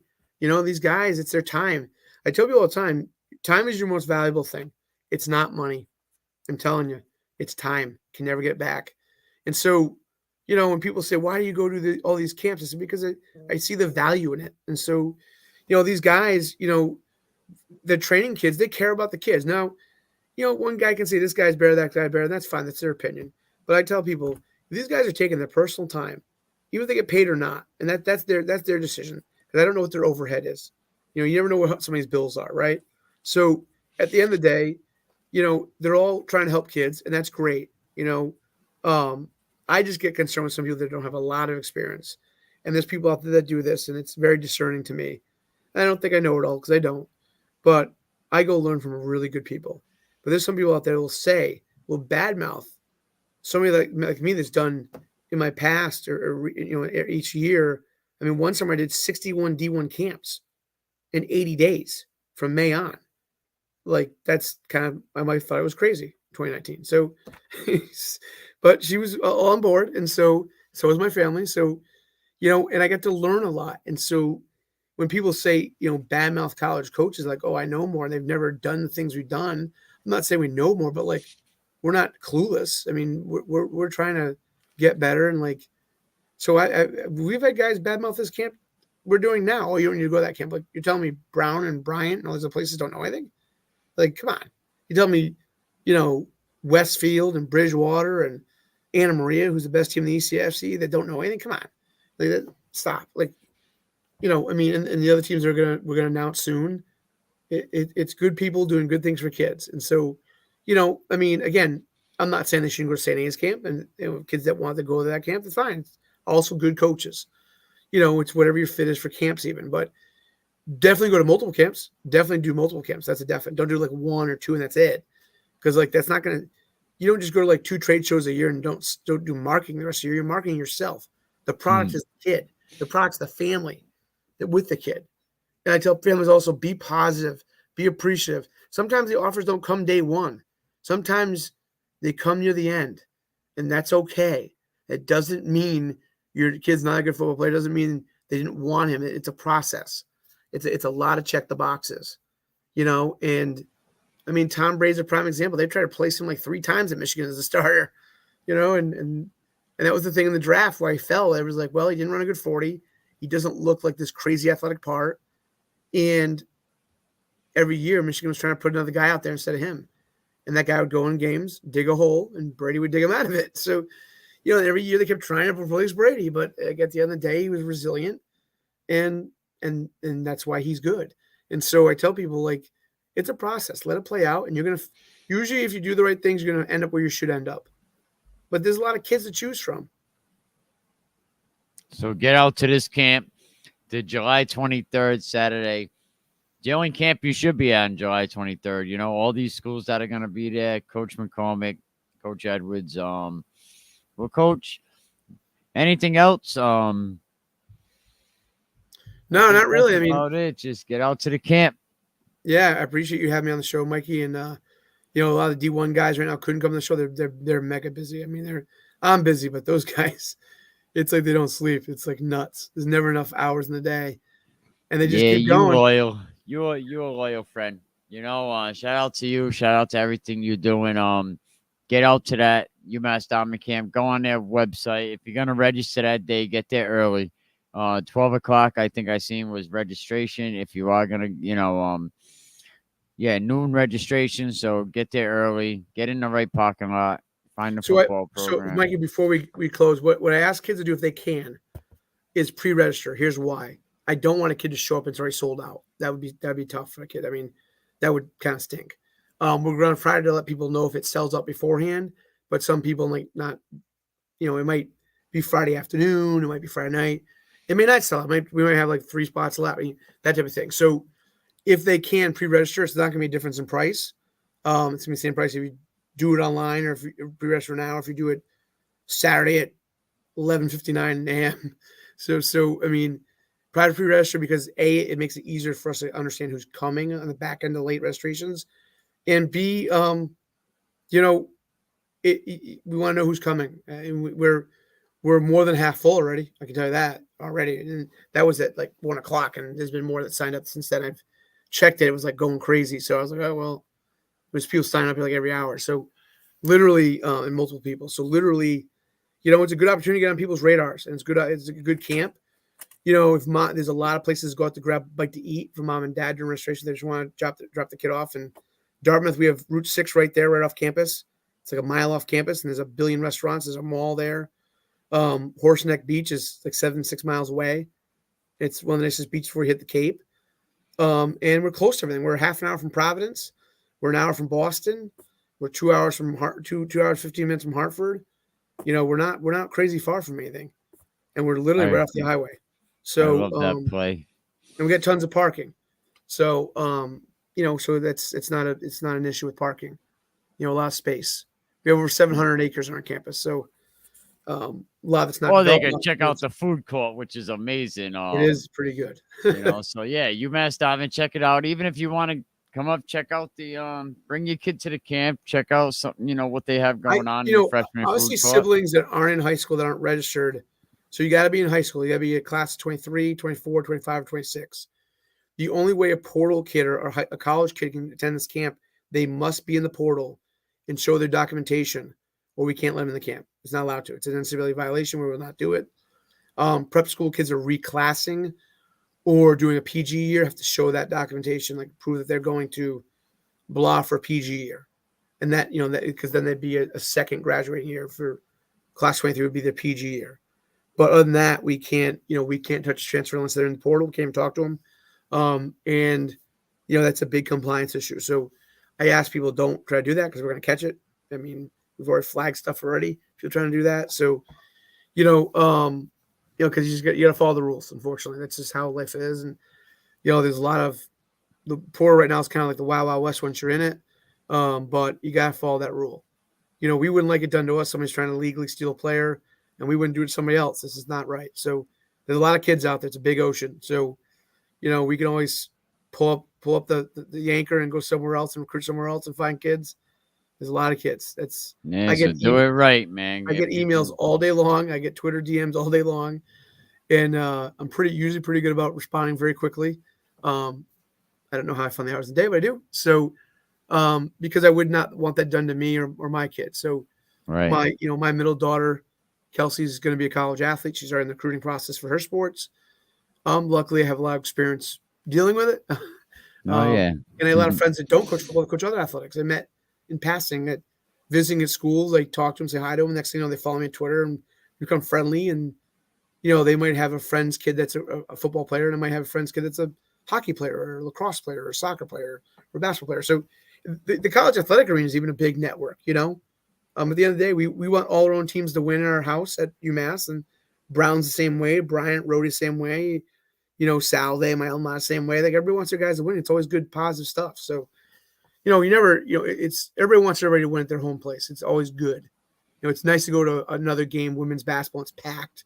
Women's softball, it's packed. Women's, women's. We don't have women's ice hockey here, but we're looking potentially to get it. It's a rumor, but I can't say it definitively. But that's been some talk. And if we brought it in, it'd be good. So, other schools do have it. So, I mean, anytime you're winning, people come out. The fan base is always bigger, and it's better energy. And so, I mean, at the end of the day, I tell people just do things and work hard and be consistent. And, I tell people all the time, this is one thing that's very good.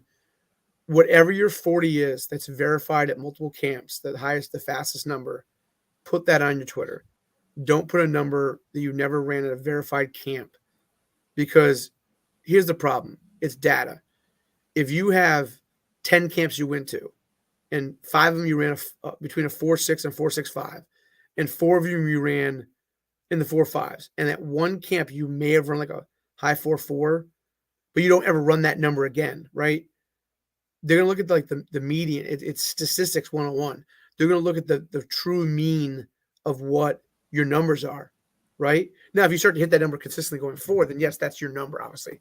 But if like you never hit it again, it was like either it was a hand timed, it wasn't like balls inaccurate, because people can make mistake the hand timers.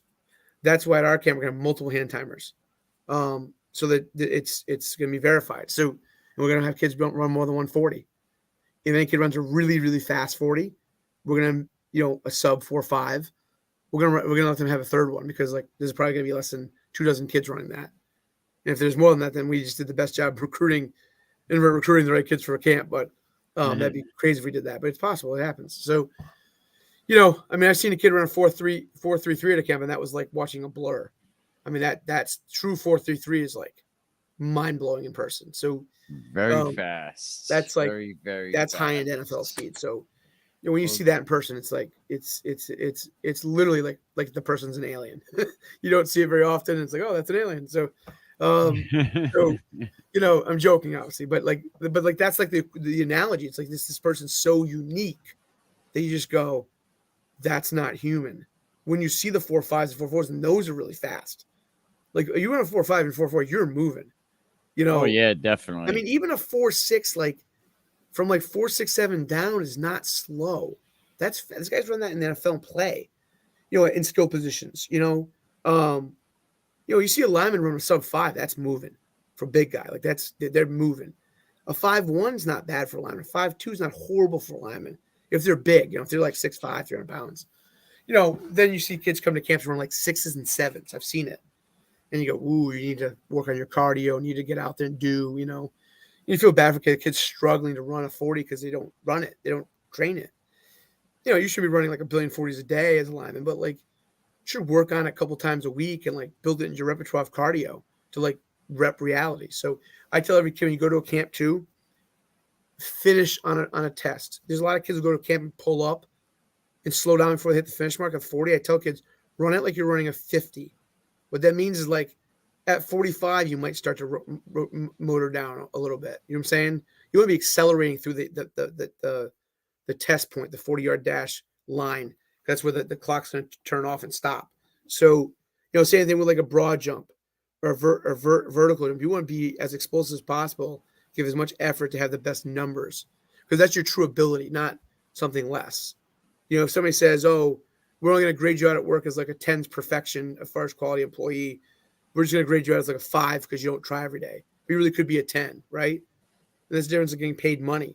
A combine in a camp for football, recruitment, both merit money, football scholarships or D2s, D1s, that's whatever your numbers show from effort, right? So like you want to put your best foot forward. So I tell kids all the time, man, that's our mantra here at UMass Dartmouth, win the rep. Every rep is your rep. Win them, all of them. And then if you do that, your success is yours. So, I see kids pull up in 40s that are great players in games, and then they show that, and that's really kind of a coach goes, well, can I trust you when there's a minute to go in the game? We got to go 80 yards in a minute, and you got to play lights out, and you're exhausted, and the place is rocking, and you're on the road. So, like, that's a mental thing. So I tell kids, please, like, realize – the coach says, hey, run it like a 50, or like, hey, you need to give a better effort your next rep on that 40 run because they can see your potential, but you're not there. You're not pushing to the ceiling. So, I hope kids don't get upset that they're trying to give them good information, to help them. So for me, I always try to help kids at camps like, hey, look at this for your technique, just in the skill testing, the ability testing. So, so at the end of the day, you just want kids to get better. Not just they're going to come to us, they go to anywhere.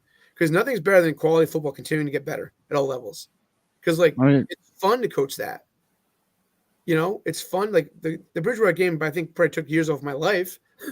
But there was two amazing teams. Like, just – it was like success. It was like two teams of, like, thoroughbreds going at it with great coaches, just, like, high-speed, violent chess. And after that game, like – my buddy John Lyons is on staff at Bridgewater. I have friends at that staff, and they have friends on our staff. And he came up to me. He's like, that, even though we lost Fry, that was the most amazing game I've ever been part of. Because it was literally like just dudes everywhere just producing. And so, I mean, that was a really fun game to coach in. Obviously more fun because we won, but the other day it was like, that helps. Like they weren't good too. Like, it's like they were making plays too. It was like they got dudes, we got dudes. It was just like the end, our kids are just like delighted, like excited beyond means to win that game. They're at their place, but they did play well too.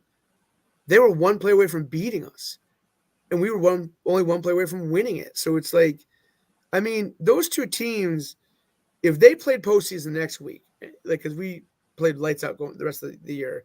That was the second last game for Plymouth. We played great against Plymouth, and obviously great in the bowl game. I think if Bridgewater played somebody else in another bowl game, right, they would have won. because they played the Cranberry Bowl against a good Mass Maritime team. Trust me, they were not bad. They were good. Very good D-line, great athletes, good coaches, their friends on that staff. And they were not easy to beat. And so they play a rivalry game. It's called the Cranberry Bowl. It's been a rivalry for like ever. And if you told me before that game, before the Bridgewater game, we played Bridgewater, that Bridgewater was going to like score what they did against them, like, no, they're two awesome teams. It's going to be a really close game. I think I remember it was at Mass Maritime, which is a hard place to play. It's windy down there, right? And late in the year, and they have, they're tough kids. So they're paramilitary kids, and like Bridgewater went in there and like lit the world on fire because they had started to hit their stride in the season then, and like we did at the end of the year. So, some teams hit their stride middle and then kind of like hit the pinnacle and slow down. So I think if they'd gone to a bowl game, any bowl game, ECAC, the other New England bowl game, I think they would have won, because that game was this two really climbing teams, just like rockets going at the same time. It was, and we get the most respect from him. One of our coaches used to coach there, Coach Gender. He coached at Bridgewater. He coached at Rhodey. He coached Bryant. Like, he's been all over the place. And Curry, and they loved him there as a coach. We love him here. And he even said, he goes, but. Yeah, sorry. I was talking to someone else. All right, well, we got coming up on July 23rd, Saturday, UMass Dartmouth one day with Brown University. I hope we have a lot of kids out there. Coach McCormack, thank you. I didn't realize we've been on here 2 hours, but I appreciate it. All right. It's all right. I love. Hopefully, somebody listens to my information. I'm not. Definitely. I appreciate it. Get out there to the Brown camp. Register online. He said right away. This is going to be a ton of talent out there. A bunch of great, talented coaches. So get out there. Great place to network. Saturday, the 23rd, UMass Dartmouth, one day with Brown University. All right, Coach. Thank you. Have a great night, Maggie. Back to work. I appreciate it. Yeah, back to work. There we go, Coach McCormack. Appreciate him coming. Thank you, everybody that makes this possible. But get out there to the UMass Dartmouth Football one day camp. Thank you to everybody that helped sponsor. And if you want to help sponsor, I really appreciate it. We just want to keep this moving, keep this going forward. I'm looking for this video that I can't find. But thank you. Thank you, everybody. Thank you, Coach McCormack, and see you later.